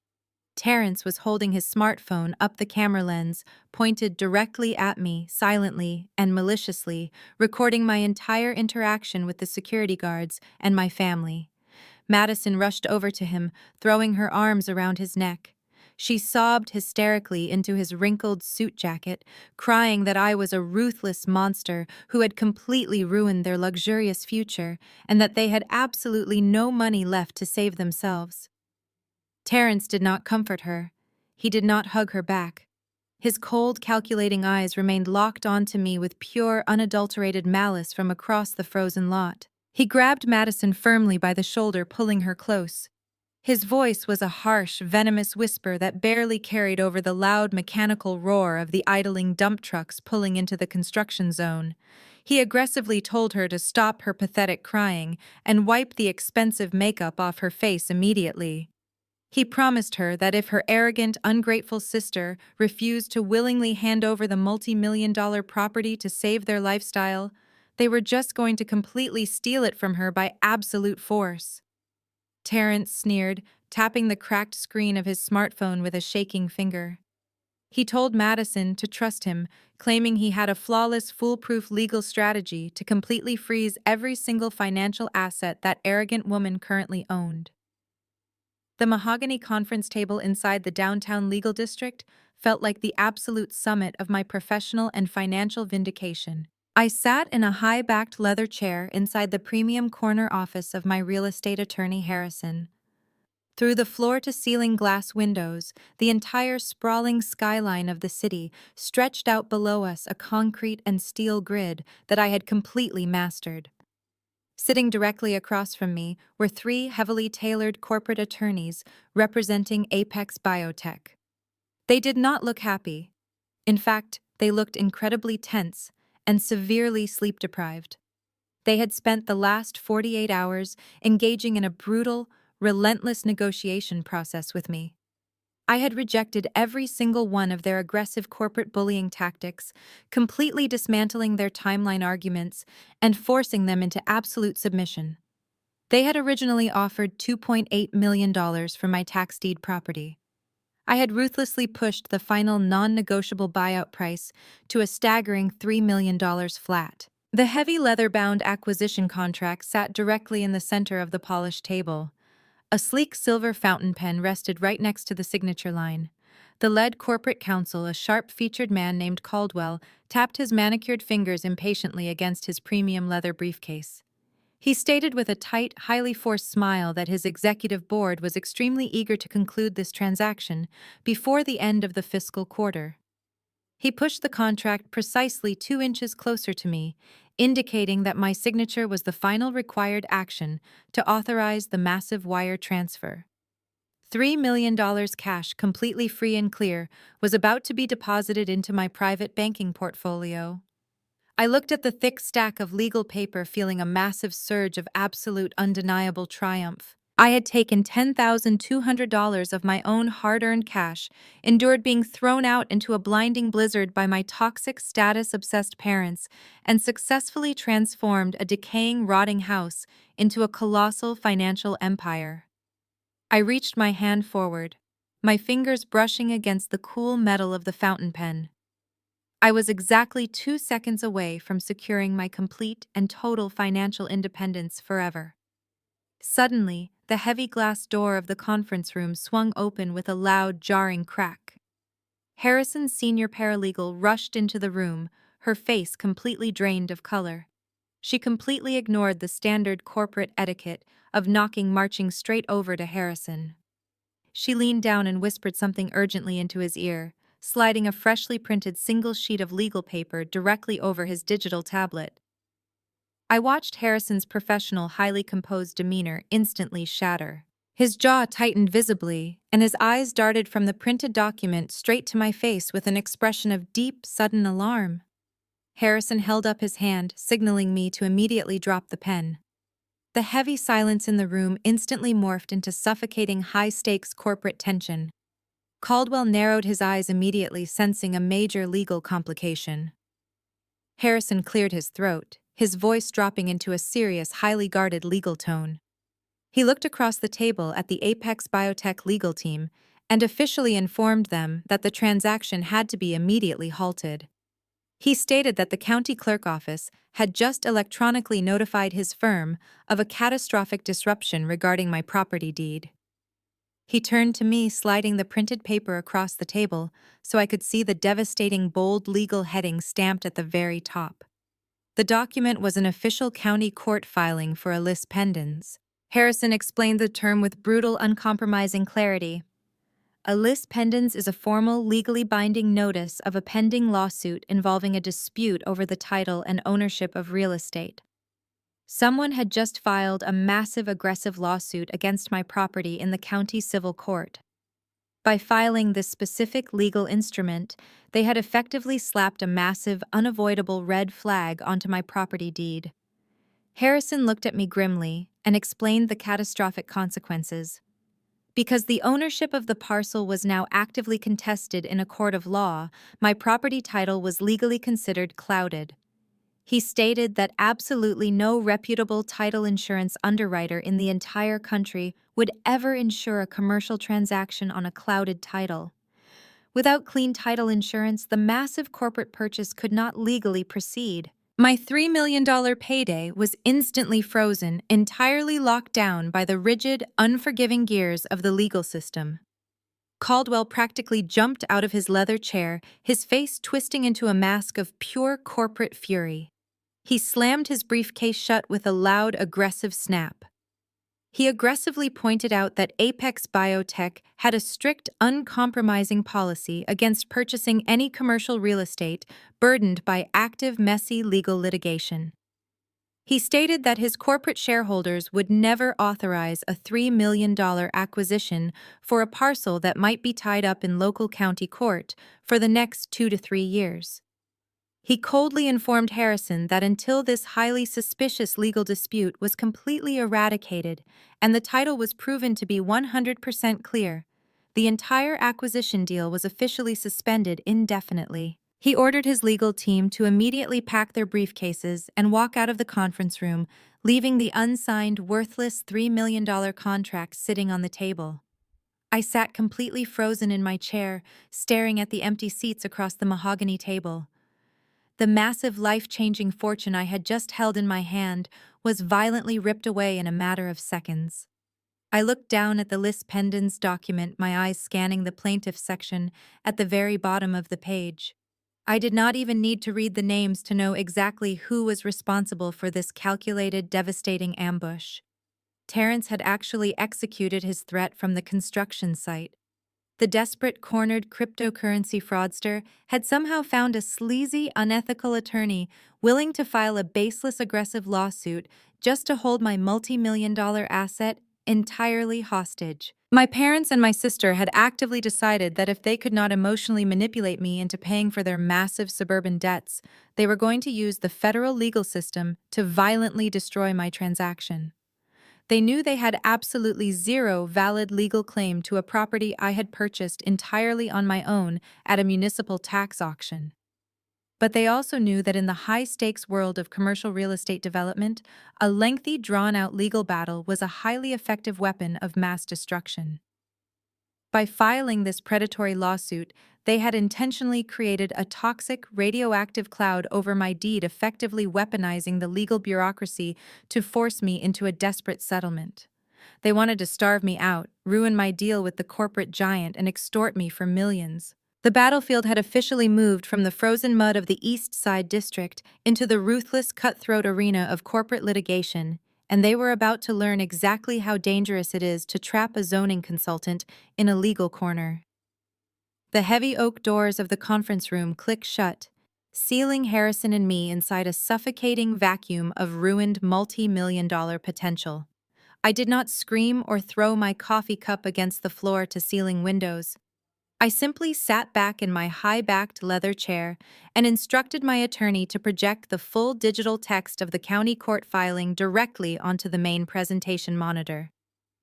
Harrison tapped his tablet, his face grim and highly professional. He pulled up the official civil complaint that had just successfully torpedoed my $3 million transaction. I stared at the glowing screen, my eyes scanning the plaintiff roster. My father, Richard, and my brother-in-law, Terrence, had officially joined forces in an act of staggering legal desperation. They had hired a notoriously aggressive bottom-feeding litigation firm known for launching frivolous predatory lawsuits, specifically designed to extort swift financial settlements from wealthy commercial developers. Harrison scrolled down to the evidentiary exhibits attached to the emergency injunction. My heart pounded a slow, methodical rhythm as I looked at the digital attachments. Terrence and Richard had not just filed a baseless emotional grievance, They had fabricated an entirely fictitious financial narrative.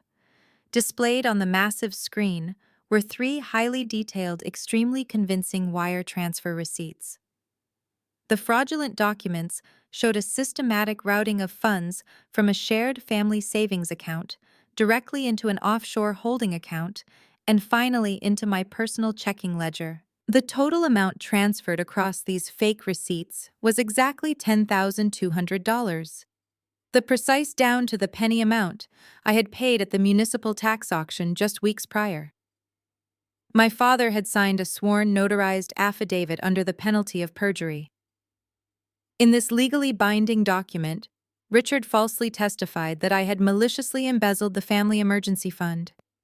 He claimed I used my technical knowledge to drain their savings while they were distracted by my sister Madison's wedding preparations. He aggressively argued that because the property was allegedly purchased using stolen family capital, the tax deed was subject to a constructive trust.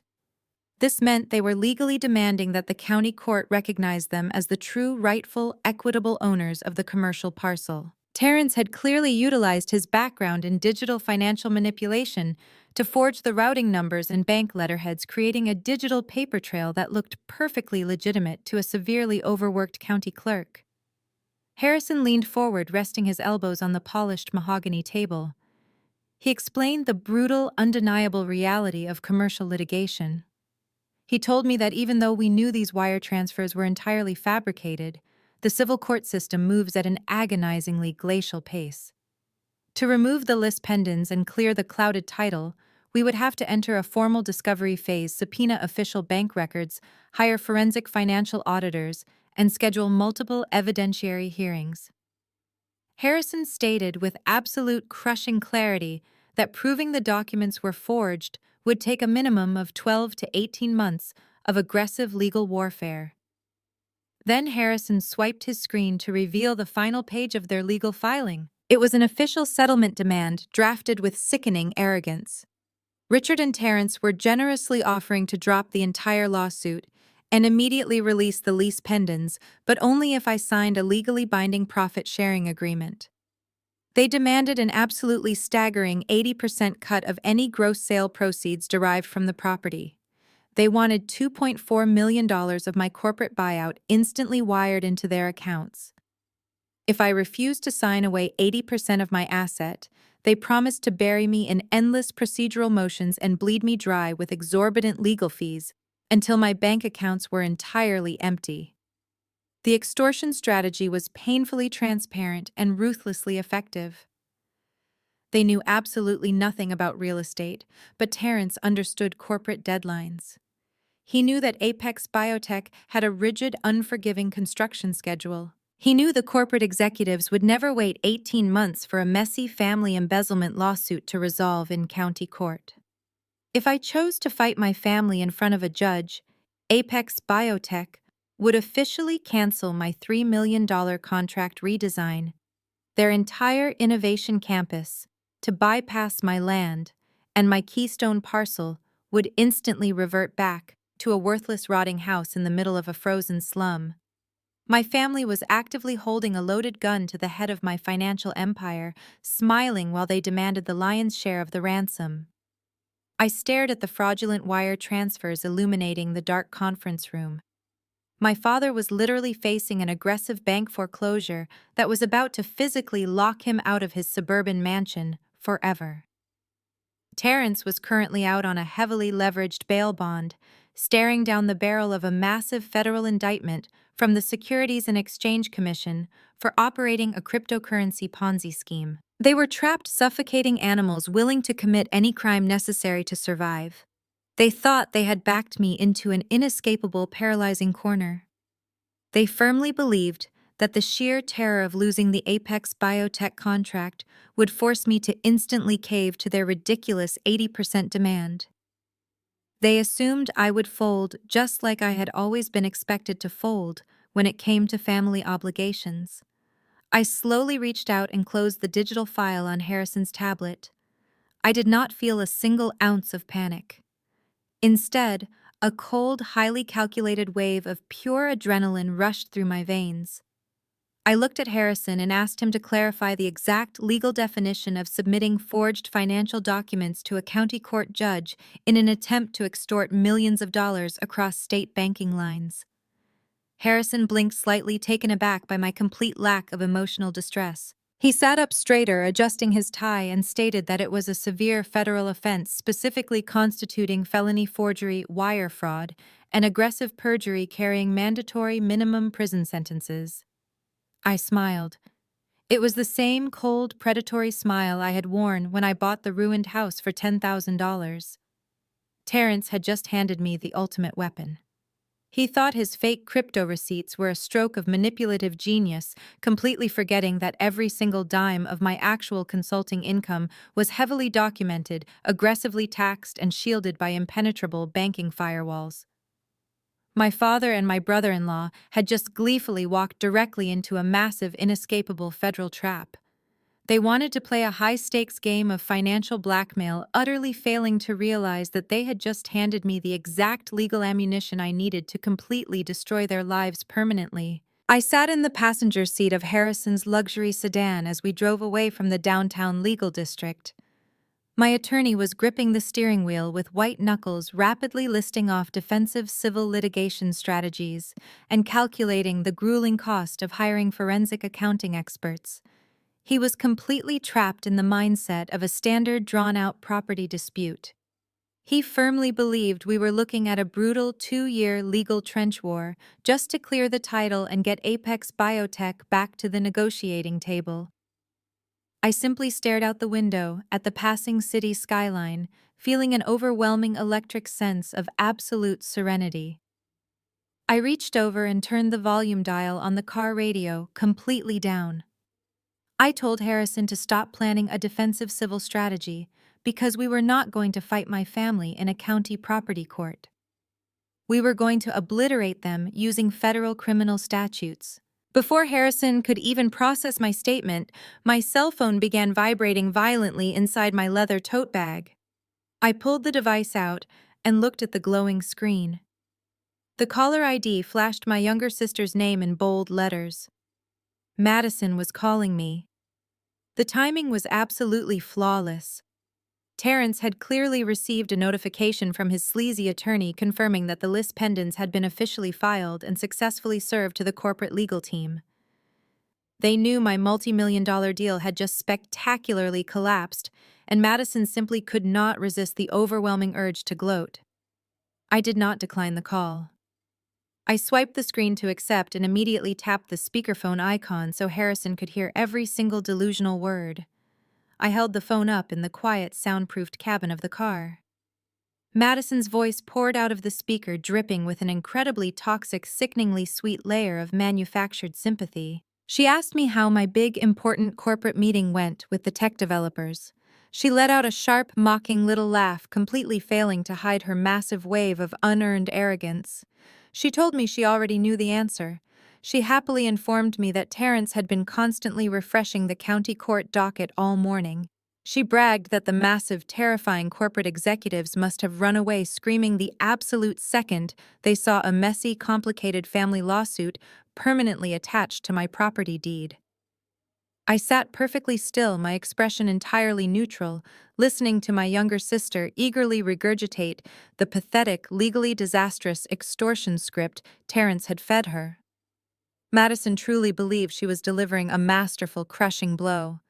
She adopted a highly condescending maternal tone, practically lecturing me through the phone. She told me that I was finally learning a very harsh, necessary lesson about the absolute importance of family loyalty.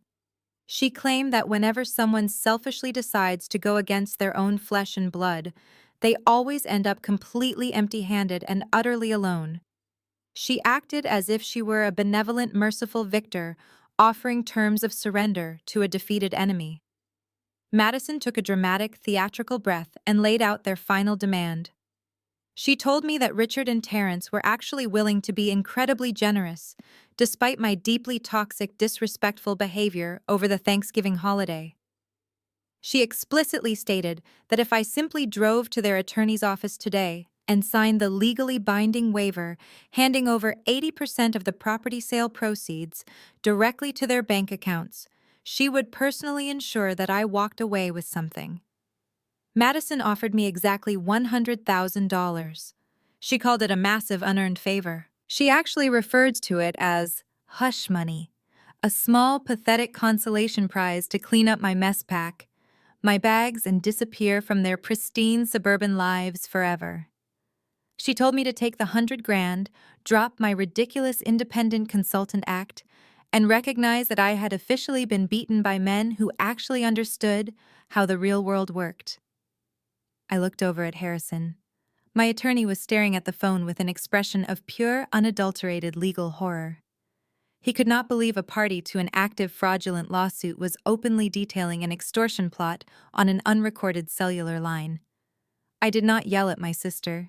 I did not defend my hard-earned money, nor did I express a single ounce of panic over the frozen corporate buyout. I kept my voice terrifyingly calm, devoid of any emotional fluctuation whatsoever. I told Madison that $100,000 was a remarkably generous settlement offer coming from a woman whose fiancé was currently out on highly leveraged federal bail.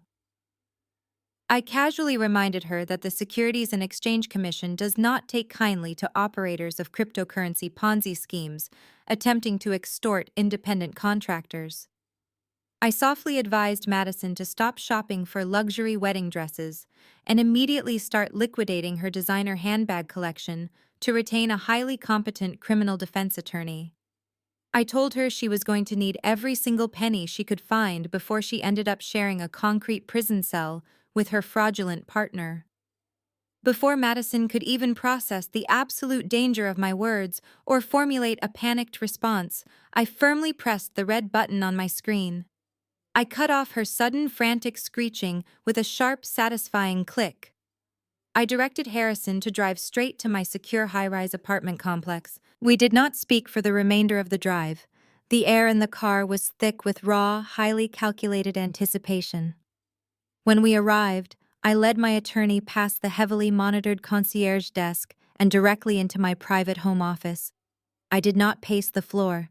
I did not pour a drink to calm my nerves.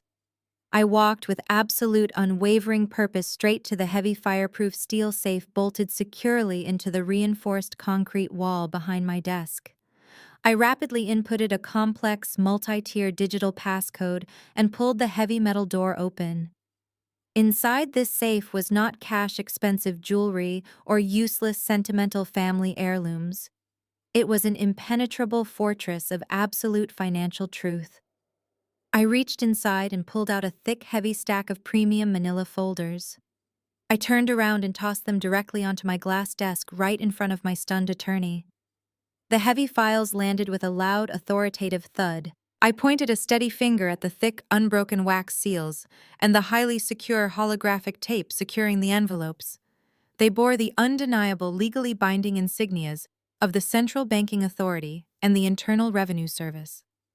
I looked at Harrison, a razor-sharp, entirely predatory smile spreading across my face.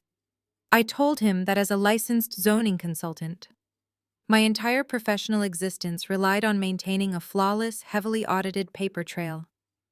I explained that those sealed folders contained 5 years of meticulously certified bank statements, fully audited tax returns, and encrypted digital income ledgers. They proved beyond a shadow of a doubt that every single dime I possessed, including the exact $10,200 used at the tax auction, was generated solely by my independent corporate contracts. I tapped the sealed IRS documents. I told my attorney that by submitting those poorly photoshopped fabricated wire transfers to a county judge this morning, Richard and Terrence had not just filed a frivolous civil lawsuit. They had willfully committed catastrophic, fully documented federal document forgery and aggressive perjury. They had deliberately lied to the court to extort millions of dollars across state banking lines. I looked Harrison dead in the eye and instructed him to stop preparing for a real estate negotiation. I told him it was time to prepare the absolute final hand because my arrogant, deeply delusional family had just happily signed their own federal arrest warrants. The mediation was scheduled for 10 in the morning at a neutral high-security corporate arbitration firm located on the 42nd floor of a downtown glass tower. I sat perfectly still, in an ergonomic leather chair next to my attorney Harrison. The massive mahogany conference table stretched out before us like a polished battlefield. I wore a sharply tailored charcoal blazer, my posture absolutely rigid. I had not slept much, but my mind was operating with terrifying surgical precision. Harrison sat beside me, organizing a stack of thick, heavily redacted manila folders. We did not speak to each other. We simply waited in the quiet, sterile room for the rats to walk blindly into the trap. A certified court reporter sat quietly in the far corner of the room, her fingers resting lightly on her stenography machine, ready to capture every single word for the official legal record. At exactly 10:15, the heavy double doors swung open. They did not just enter the room, they invaded it. Richard marched in first, throwing his shoulders back and jutting out his chin aggressively, attempting to project the absolute authority of a wealthy suburban patriarch. He was wearing a navy suit that looked completely stiff and deeply uncomfortable. Barbara followed closely behind him, clutching a highly recognizable designer handbag that she had likely purchased on high-interest credit right before the bank issued their foreclosure notice. She looked around the opulent corporate mediation room with a tight, frantic energy, adjusting her pearl necklace and desperately trying to maintain her rapidly crumbling upper-class facade. Madison and Terrence walked in last. Madison was wearing an absurdly oversized pair of dark designer sunglasses, indoors heavily playing the role of the deeply traumatized, exhausted victim. She clung tightly to Terrence's arm as if she could not physically stand on her own. Terrence was trying incredibly hard to look like an untouchable cryptocurrency billionaire. He wore a loud, custom-tailored suit and fresh designer sneakers, completely ignoring the professional conservative dress code of a federal arbitration setting. But I am a highly trained consultant, and my entire career is built on noticing structural weaknesses.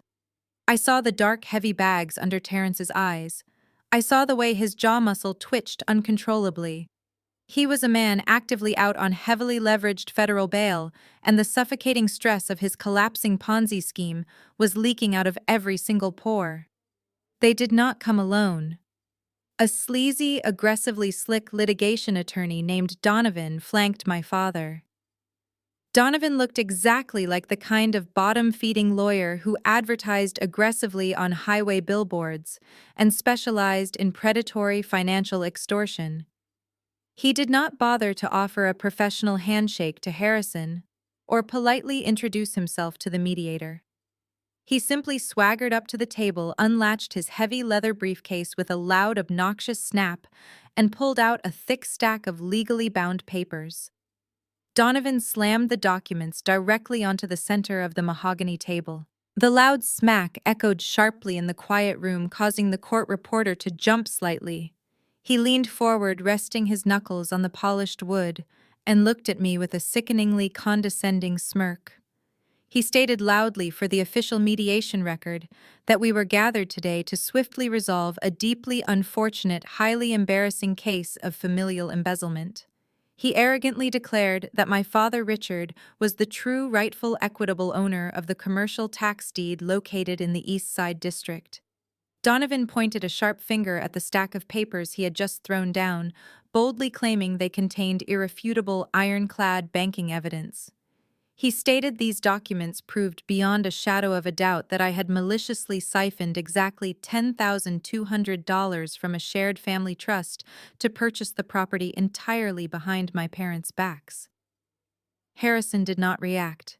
He simply folded his hands together and stared blankly at Donovan. I kept my face entirely neutral, letting the heavy silence stretch out and forcing them to fill the void with their own toxic panic. Richard took the bait immediately. He slammed his hand against the back of an empty leather chair, his voice booming with fake manufactured outrage. He told me he was absolutely disgusted that it had to come to this brutal legal intervention. He claimed he had spent his entire life providing a beautiful, perfect suburban home for me, and my ultimate repayment was committing massive financial theft against my own flesh and blood. He loudly demanded that I stop this embarrassing childish rebellion right now. He ordered me to sign the property over to his legal control so he could properly negotiate the buyout with the tech giant, claiming I clearly lacked the intellectual capacity and the high-level business acumen to handle a multi-million-dollar commercial transaction without destroying it. Barbara quickly chimed in perfectly, playing the heartbroken, deeply disappointed mother. She clutched a lace tissue, wiping away completely invisible tears from beneath her eyes. She told me that the entire neighborhood was whispering about my shameful criminal behavior. She cried that Madison had been forced to cancel her premium bridal shower catering because my selfish theft had severely constrained the family budget. She looked me dead in the eye and had the sheer, unadulterated audacity to say she was willing to forgive my horrific betrayal, but only if I signed the legal waiver Donovan had prepared today. She promised that if I simply handed over the commercial deed and the corporate payout, she would generously allow me to attend Madison's wedding as a standard guest. Terrence let out a loud, mocking laugh. He pulled out a chair and sat down heavily, crossing his arms over his chest to showcase his rented luxury watch. He looked at me like I was a pathetic insect he was about to crush under his sneaker. He told me the game was officially over.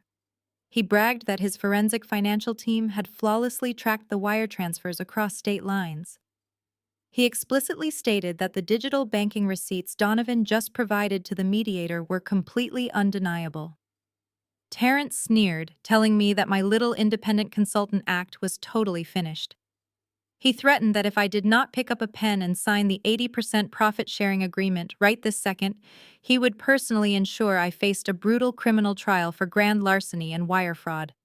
Madison nodded enthusiastically right beside him, adding that I should be incredibly grateful. They were even offering to leave me 20% of the corporate buyout, after all the severe emotional and psychological damage I had deliberately caused her. They were all completely blinded by their own toxic arrogance and sheer financial desperation. They were standing in a highly monitored corporate arbitration room, aggressively demanding millions of dollars, utterly convinced they held all the winning cards. Donovan pulled a thick silver pen from his suit pocket and forcefully rolled it across the mahogany table until it stopped right in front of my hands. He crossed his arms and told me to sign the agreement immediately and save myself from years of devastating litigation and certain bankruptcy. I looked down at the silver pen resting on the polished wood. Then I looked up, making direct, unflinching eye contact with each of them in turn. First Madison, then Terrence, then my mother, and finally my father. I did not yell. I did not cry. I did not defend my character or try to explain the basic mechanics of municipal tax auctions. I simply reached out, picked up their heavy silver pen, and casually tossed it right back across the table. It clattered loudly against Donovan's expensive briefcase. I took a slow, deep breath, feeling the absolute crushing weight of the federal tax documents sitting securely inside Harrison's folders right next to me. The trap was perfectly set, the extortion demands were officially logged on the legal record by the court reporter, and they had absolutely no idea they had just sealed their own complete and total destruction. The heavy silver pen stopped rolling and rested harmlessly against the edge of Donovan's leather briefcase. The quiet hum of the ventilation system was the only sound in the opulent arbitration room. I leaned back into my chair, folding my hands neatly in my lap. I did not say a single word. I simply looked at Harrison. My attorney understood the cue perfectly. He stood up slowly, deliberately buttoning his suit jacket. He looked down at the fabricated wire transfers sitting on the mahogany table and let out a short, dry chuckle that held absolutely zero warmth. Harrison turned directly to the certified court reporter sitting in the corner. He instructed her to ensure her stenography machine was properly recording every single syllable he was about to speak. He formally stated for the legal record that we completely and categorically rejected the settlement offer. He declared that my family was not owed a single fraction of a % of my commercial real estate asset. Then Harrison reached for the first heavy manila folder I had retrieved from my fireproof safe. He broke the thick wax seal and pulled out a pristine stack of financial documents. He did not hand them to Richard or Terrence. He slid them directly across the polished wood to the mediator and to Donovan. Harrison's voice was sharp, clinical, and completely devoid of mercy. He announced that he was officially submitting 5 years of my fully audited, heavily certified financial history. He pointed a steady finger at the thick packets of paper. He explained that these were not standard printed bank statements that any teenager could manipulate on a home computer. These documents bore the encrypted digital signatures and the unalterable cryptographic hashes directly from the Central Banking Authority and the Internal Revenue Service. Harrison meticulously walked the mediator through the income ledgers. He highlighted the exact origin of the $10,200 I had used to purchase the tax deed in the East Side District. He traced the money with flawless, undeniable precision directly back to 3 specific corporate consulting contracts I had executed 8 months prior. Harrison locked eyes with Donovan and stated with absolute crushing finality that there was no shared family trust fund. There was no missing inheritance money. Every single dime I possessed was generated solely by my own independent labor. The money was clean, fully taxed, and entirely mine. I watched Donovan's face as he rapidly flipped through the certified financial ledgers. A sleazy, predatory litigation attorney only survives by knowing when to fold a losing hand. The arrogant smirk completely vanished from his face. His skin turned a sickly shade of pale gray. He realized in a matter of seconds that the wire transfers his clients had handed him were absolute garbage.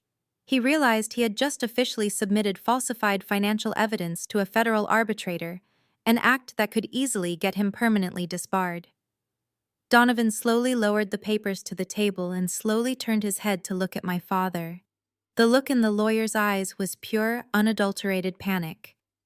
Richard tried to puff out his chest again, but his broad shoulders suddenly looked incredibly hollow. He slammed his hand on the table and loudly protested that the encrypted documents had to be a trick. He aggressively pointed at me and yelled that I was a manipulative liar who had somehow hacked into the banking databases to cover my tracks. Harrison did not even let my father finish his pathetic, desperate sentence. He reached down and opened the second manila folder.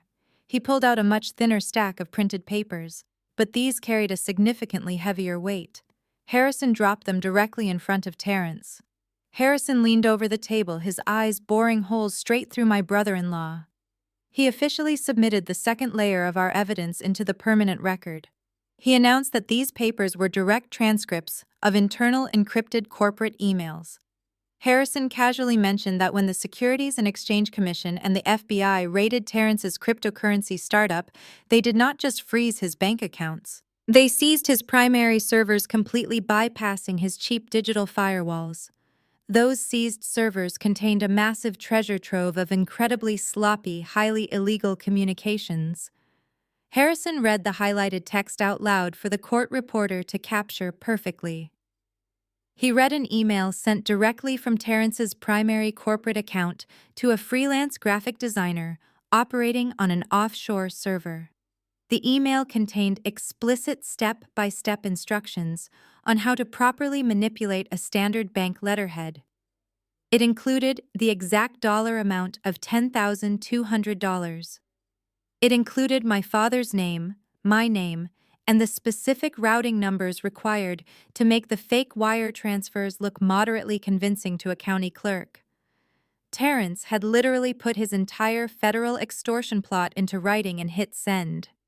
The silence in the arbitration room became incredibly heavy, thick enough to physically suffocate the people sitting across from me. I watched Terrence completely physically collapse into his leather chair. The arrogant, flashy crypto bro facade instantly evaporated.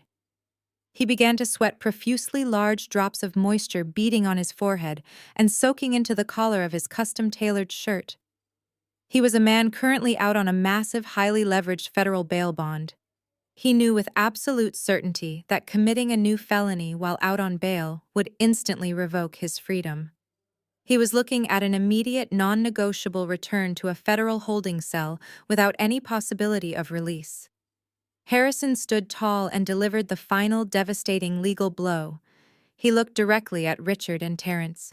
He explicitly stated that by knowingly manufacturing these fake documents, and signing a sworn affidavit under the penalty of perjury to extort a multi-million-dollar commercial asset, they had officially committed felony forgery, aggravated perjury, and federal wire fraud. He casually noted that the mandatory minimum sentencing guidelines for these specific overlapping federal crimes carried a penalty of up to 20 years in a federal penitentiary.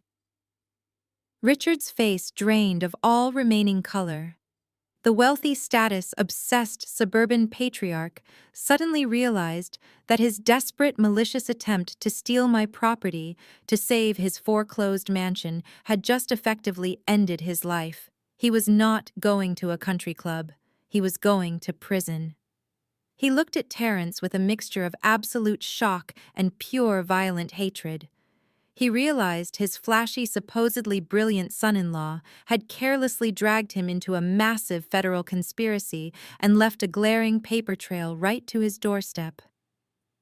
Barbara sat entirely frozen, her manicured hands gripping the edge of the mahogany table so tightly her knuckles turned white.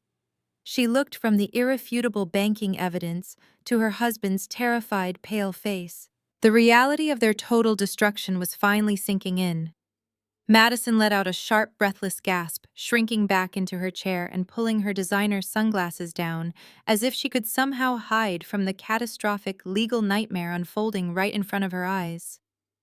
They were completely paralyzed, utterly trapped by the very same legal system they had arrogantly tried to weaponize against me. I sat in my chair perfectly composed, watching their entire fake entitled world violently burn to the ground. The suffocating silence that followed my attorney exposing the forged federal documents was abruptly shattered. The heavy mahogany double doors of the arbitration room did not just open. They swung wide with absolute undeniable corporate authority. I did not even turn my head, but I saw the color drain completely from Donovan's face as he stared at the entrance. Striding into the room was Caldwell, the lead corporate counsel for Apex Biotech. He was no longer the highly stressed, frustrated lawyer who had stormed out of my office days ago. He was accompanied by a silver-haired man wearing a bespoke suit that radiated immense institutional wealth. Caldwell completely ignored my visibly trembling parents. He ignored Terrence, who was actively hyperventilating in his leather chair. He walked straight over to my side of the table and placed a brand new, exceptionally thick, leather-bound folio directly in front of me. Caldwell smiled an expression of pure, predatory corporate respect. He looked at Harrison, then directly at me, and officially announced that the executive board of Apex Biotech had conducted a comprehensive review of my strategic municipal maneuvers. He stated that the corporation had independently investigated the fraudulent lawsuit filed against my commercial tax deed and easily determined it was a desperate, fabricated extortion attempt by financially ruined amateurs. Because my property remained the absolute undeniable Keystone parcel for their multi-billion-dollar innovation campus, the executive board had authorized a completely new immediate cash acquisition. Caldwell tapped the thick folio and declared the new non-negotiable purchase price was exactly $3.5 million. He proudly stated the funds were already sitting in escrow, ready to be instantly routed to my private banking portfolio the second my pen hit the signature line. But Caldwell was not finished. He turned to the silver-haired executive standing beside him, introducing the man as the Chief Operating Officer of Apex Biotech. The executive looked at me with genuine professional admiration. He announced that a multi-billion-dollar corporate expansion requires a brilliant, utterly ruthless mind to navigate complex municipal zoning grids. He formally offered me the highly coveted permanent position of Senior Director of Urban Planning for the entire Tech Corridor project. The corporate compensation package included a massive base salary, comprehensive executive benefits, and a highly lucrative equity stake in the development. I had not just sold them a decaying frozen house in a slum. I had successfully audited their entire infrastructural strategy and forced a global conglomerate to completely recognize my undeniable professional dominance. The sheer magnitude of the $3.5 million buyout and the executive job offer sent massive shockwaves across the room. Madison let out a sharp, involuntary gasp, her hands flying to cover her mouth. Richard was gripping the edge of the polished table so tightly his knuckles were completely white, his eyes bulging as he processed the astronomical fortune I had just secured. But the true devastating checkmate had not even been delivered yet. Caldwell slowly turned his attention away from me and focused his cold, calculating gaze directly on my father. The corporate attorney straightened his tie and began to explain the aggressive, highly predatory mechanics of massive institutional acquisitions. He stated that to ensure absolute jurisdictional control over the surrounding municipal zones, the private equity division of Apex Biotech routinely acquires heavily distressed local real estate portfolios. Caldwell explained that yesterday afternoon, their investment arm executed a bulk purchase of defaulted secondary mortgages from a regional banking consortium. He looked right at my father and casually informed him that his specific suburban mansion, the exact property currently facing an active, highly publicized bank foreclosure, was included in that specific debt portfolio. Caldwell let the heavy, crushing reality sink in. He explicitly declared that Apex Biotech now legally and entirely owned the heavily defaulted mortgage on my parents' pristine suburban home. Then Caldwell turned back to me. He handed me a sleek, secure digital tablet displaying a single high-priority corporate directive. He announced loudly for the official legal record that as the newly appointed Senior Director of Urban Planning overseeing all regional asset liquidations, I had just been granted absolute unilateral voting authority over the entire distressed property portfolio. I was now the sole corporate executive who held the legal power to decide whether to grant a miraculous financial extension or execute the immediate, brutal, and completely unforgiving foreclosure on my parents' house. The power dynamic had not just shifted, it had been entirely atomized and reconstructed perfectly in my image. The reaction was instantaneous and utterly catastrophic. Richard physically collapsed into his chair, violently clutching his chest, his mouth opening and closing like a suffocating fish as the sheer gravity of his total destruction crushed the air from his lungs. Barbara let out a guttural, horrifying wail. She dropped her fake designer handbag, literally sliding off her expensive leather chair and collapsing onto the carpeted floor. She began weeping hysterically, begging and pleading for mercy entirely, forgetting the fact that she had thrown me out into a deadly blizzard just a few weeks prior. Madison remained frozen in pure, unadulterated shock, her perfectly manicured hands trembling violently as she stared at the tablet in my hands. While my family was busy suffering a complete and total psychological breakdown, Terrence saw the writing on the wall. The walls were rapidly closing in, and the fraudulent crypto bro knew his heavily leveraged federal bail was about to be permanently revoked due to the forged banking documents we had just exposed. He slowly pushed his chair back, trying to slip away unnoticed toward the heavy mahogany double doors. He kept his eyes locked on the floor, his designer sneakers making no sound against the carpet, as he reached for the heavy brass handle, planning to sprint straight for the emergency stairwell. He never even managed to turn the knob. The double doors violently burst open inward, knocking Terrence aggressively backward. A team of federal agents clad in dark tactical windbreakers, emblazoned with the bright yellow letters of the SEC and the FBI, stormed directly into the arbitration room. They did not hesitate. Two massive agents grabbed Terrence by the shoulders of his custom-tailored suit, slamming him face first onto the polished mahogany table right in front of a screaming Madison. They aggressively pulled his arms behind his back and slapped heavy steel cuffs onto his wrists, the sharp metallic click cutting through Barbara's pathetic sobbing. A senior federal agent loudly read Terrence his rights, explicitly stating that he was being remanded into immediate federal custody for violating his bail conditions and executing massive wire fraud. I sat perfectly still in my leather chair, taking a slow, calm breath, watching my corrupt, status-obsessed family completely burn to the ground inside a luxury corporate high-rise. The heavy mahogany doors slammed shut behind the federal agents, completely cutting off Terrence's frantic, desperate shouting as he was aggressively dragged toward the freight elevator. The sharp metallic clanking of his heavy steel handcuffs faded into the sterile corporate hallway. Inside the arbitration room, the air was entirely sucked out. The corporate executives from Apex Biotech stood silently near the expansive glass windows, watching the spectacular, devastating implosion of my toxic family with cold, detached corporate fascination. Donovan. My father's sleazy litigation attorney had already silently packed his leather briefcase and slipped out the side door, utterly abandoning his ruined clients to save his own legal license. The sheer, undeniable reality of absolute defeat crashed down on the people who had terrorized me for my entire life. My mother, Barbara, was still actively sobbing on the expensive carpet. Her heavy designer makeup was completely ruined, running down her face in dark, muddy streaks. The pristine, wealthy suburban matriarch who had viciously thrown a $10,000 spa invoice into my Thanksgiving dinner was now literally crawling on her hands and knees. She dragged herself across the polished floor toward my ergonomic leather chair. She reached out with shaking, manicured hands, violently gripping the hem of my tailored charcoal blazer.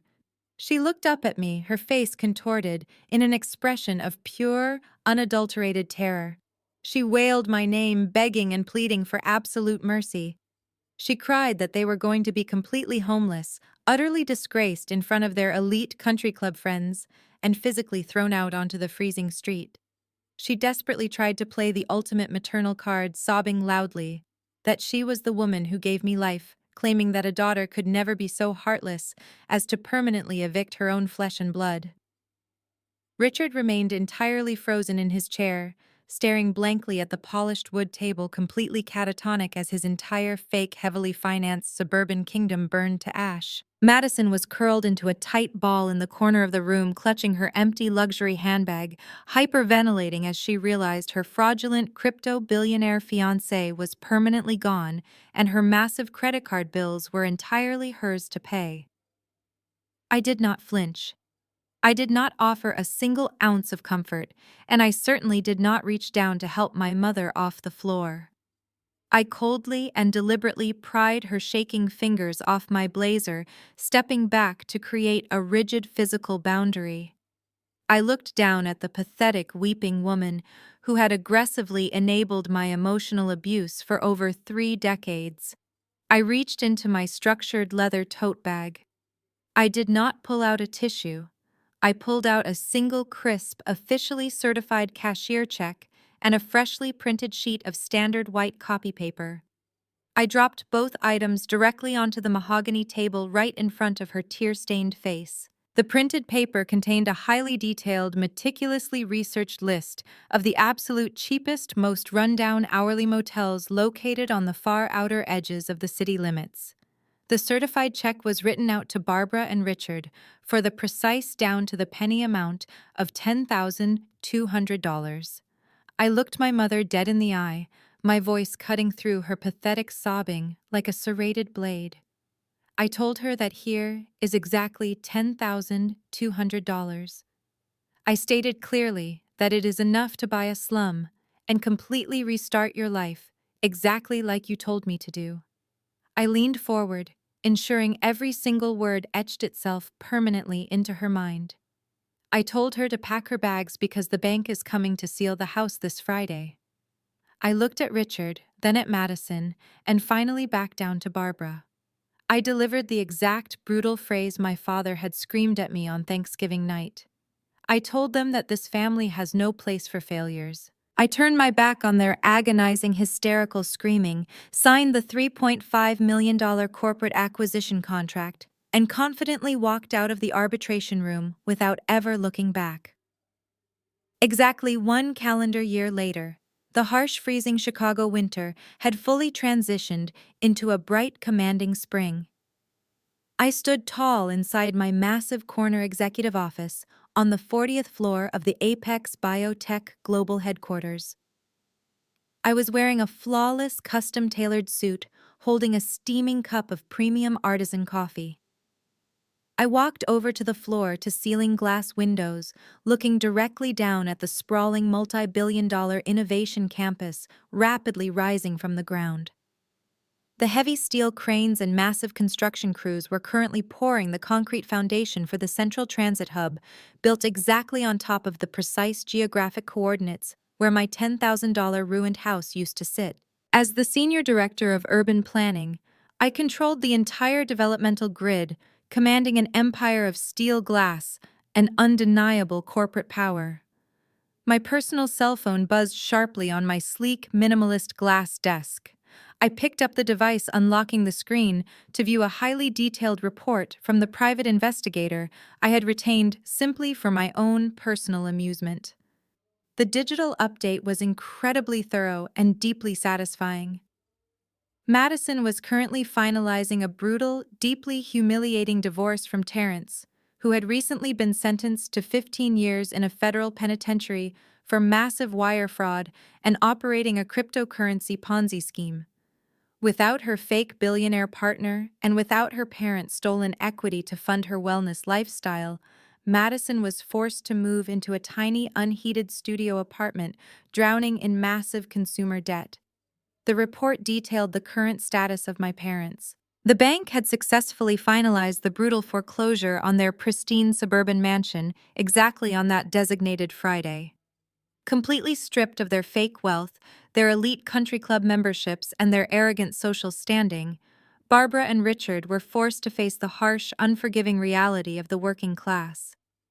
They were currently employed as minimum wage cashiers at a discount grocery store located on the far edge of the city, spending their days bagging cheap produce and standing on their feet for 10 grueling hours a day just to afford basic rent. Their entire illusion of suburban superiority had been entirely atomized. I read the final sentence of the private investigator report. I did not feel a single ounce of pity or regret.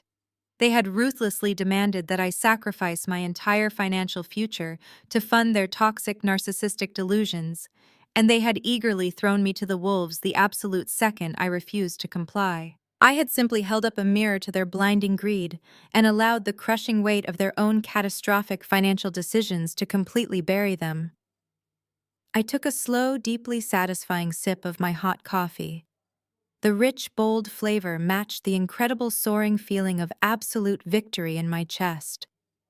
I looked at the sleek smartphone in my hand, the device that used to constantly vibrate with their aggressive, manipulative demands and toxic family group chat notifications.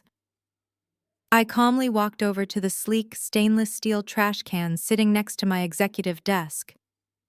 I dropped the phone directly into the bin, listening to the sharp, definitive clatter of the device hitting the bottom. I did not need it anymore. I turned back to the massive glass window looking out over my multi-billion-dollar domain. The air in my corner office was perfectly climate-controlled, and the silence was incredibly beautiful. I took another sip of my coffee, breathing in the undeniable, intoxicating atmosphere of absolute freedom. The most profound lesson to draw from this ordeal is that blood relations do not automatically dictate true family, and blind loyalty should never come at the expense of your own survival. Society often conditions us to believe that we must endlessly sacrifice our mental health, personal boundaries, and financial stability to uphold the fragile illusion of a perfect household. However, genuine family is built on mutual respect and unconditional support, not transactional extortion and constant emotional manipulation. When people consistently treat your hard-earned stability as their personal emergency fund while simultaneously diminishing your self-worth, you must find the absolute courage to walk away without a single ounce of guilt. True empowerment comes from establishing absolute financial and emotional independence. While toxic individuals may endlessly chase fake social status, expensive designer labels, and the hollow validation of superficial circles, real security is built on relentless education, calculated strategy, and unwavering self-respect. Investing in your own professional capabilities is the only foolproof shield against those who aggressively seek to tear you down. You do not ever need to play a rigged game where the rules are constantly changed simply to ensure your inevitable failure. Furthermore, the ultimate form of justice is not found in loud, aggressive retaliation or dramatic screaming matches. It is found in the quiet, methodical, and undeniable execution of your own personal success. You do not have to negotiate with toxicity or compromise your strict boundaries to save people from the brutal consequences of their own reckless choices. Walking away from a highly abusive environment is not an act of cruelty. It is the ultimate declaration of self-worth and the first step toward true freedom. By refusing to be their victim, you reclaim your own powerful narrative and build a limitless empire entirely on your own terms. Have you ever had to draw a hard line and walk away from toxic relatives to protect your own peace and future? And how did you find the courage to finally choose yourself? Share your journey in the comments below and hit subscribe for more stories of absolute resilience and ultimate triumph.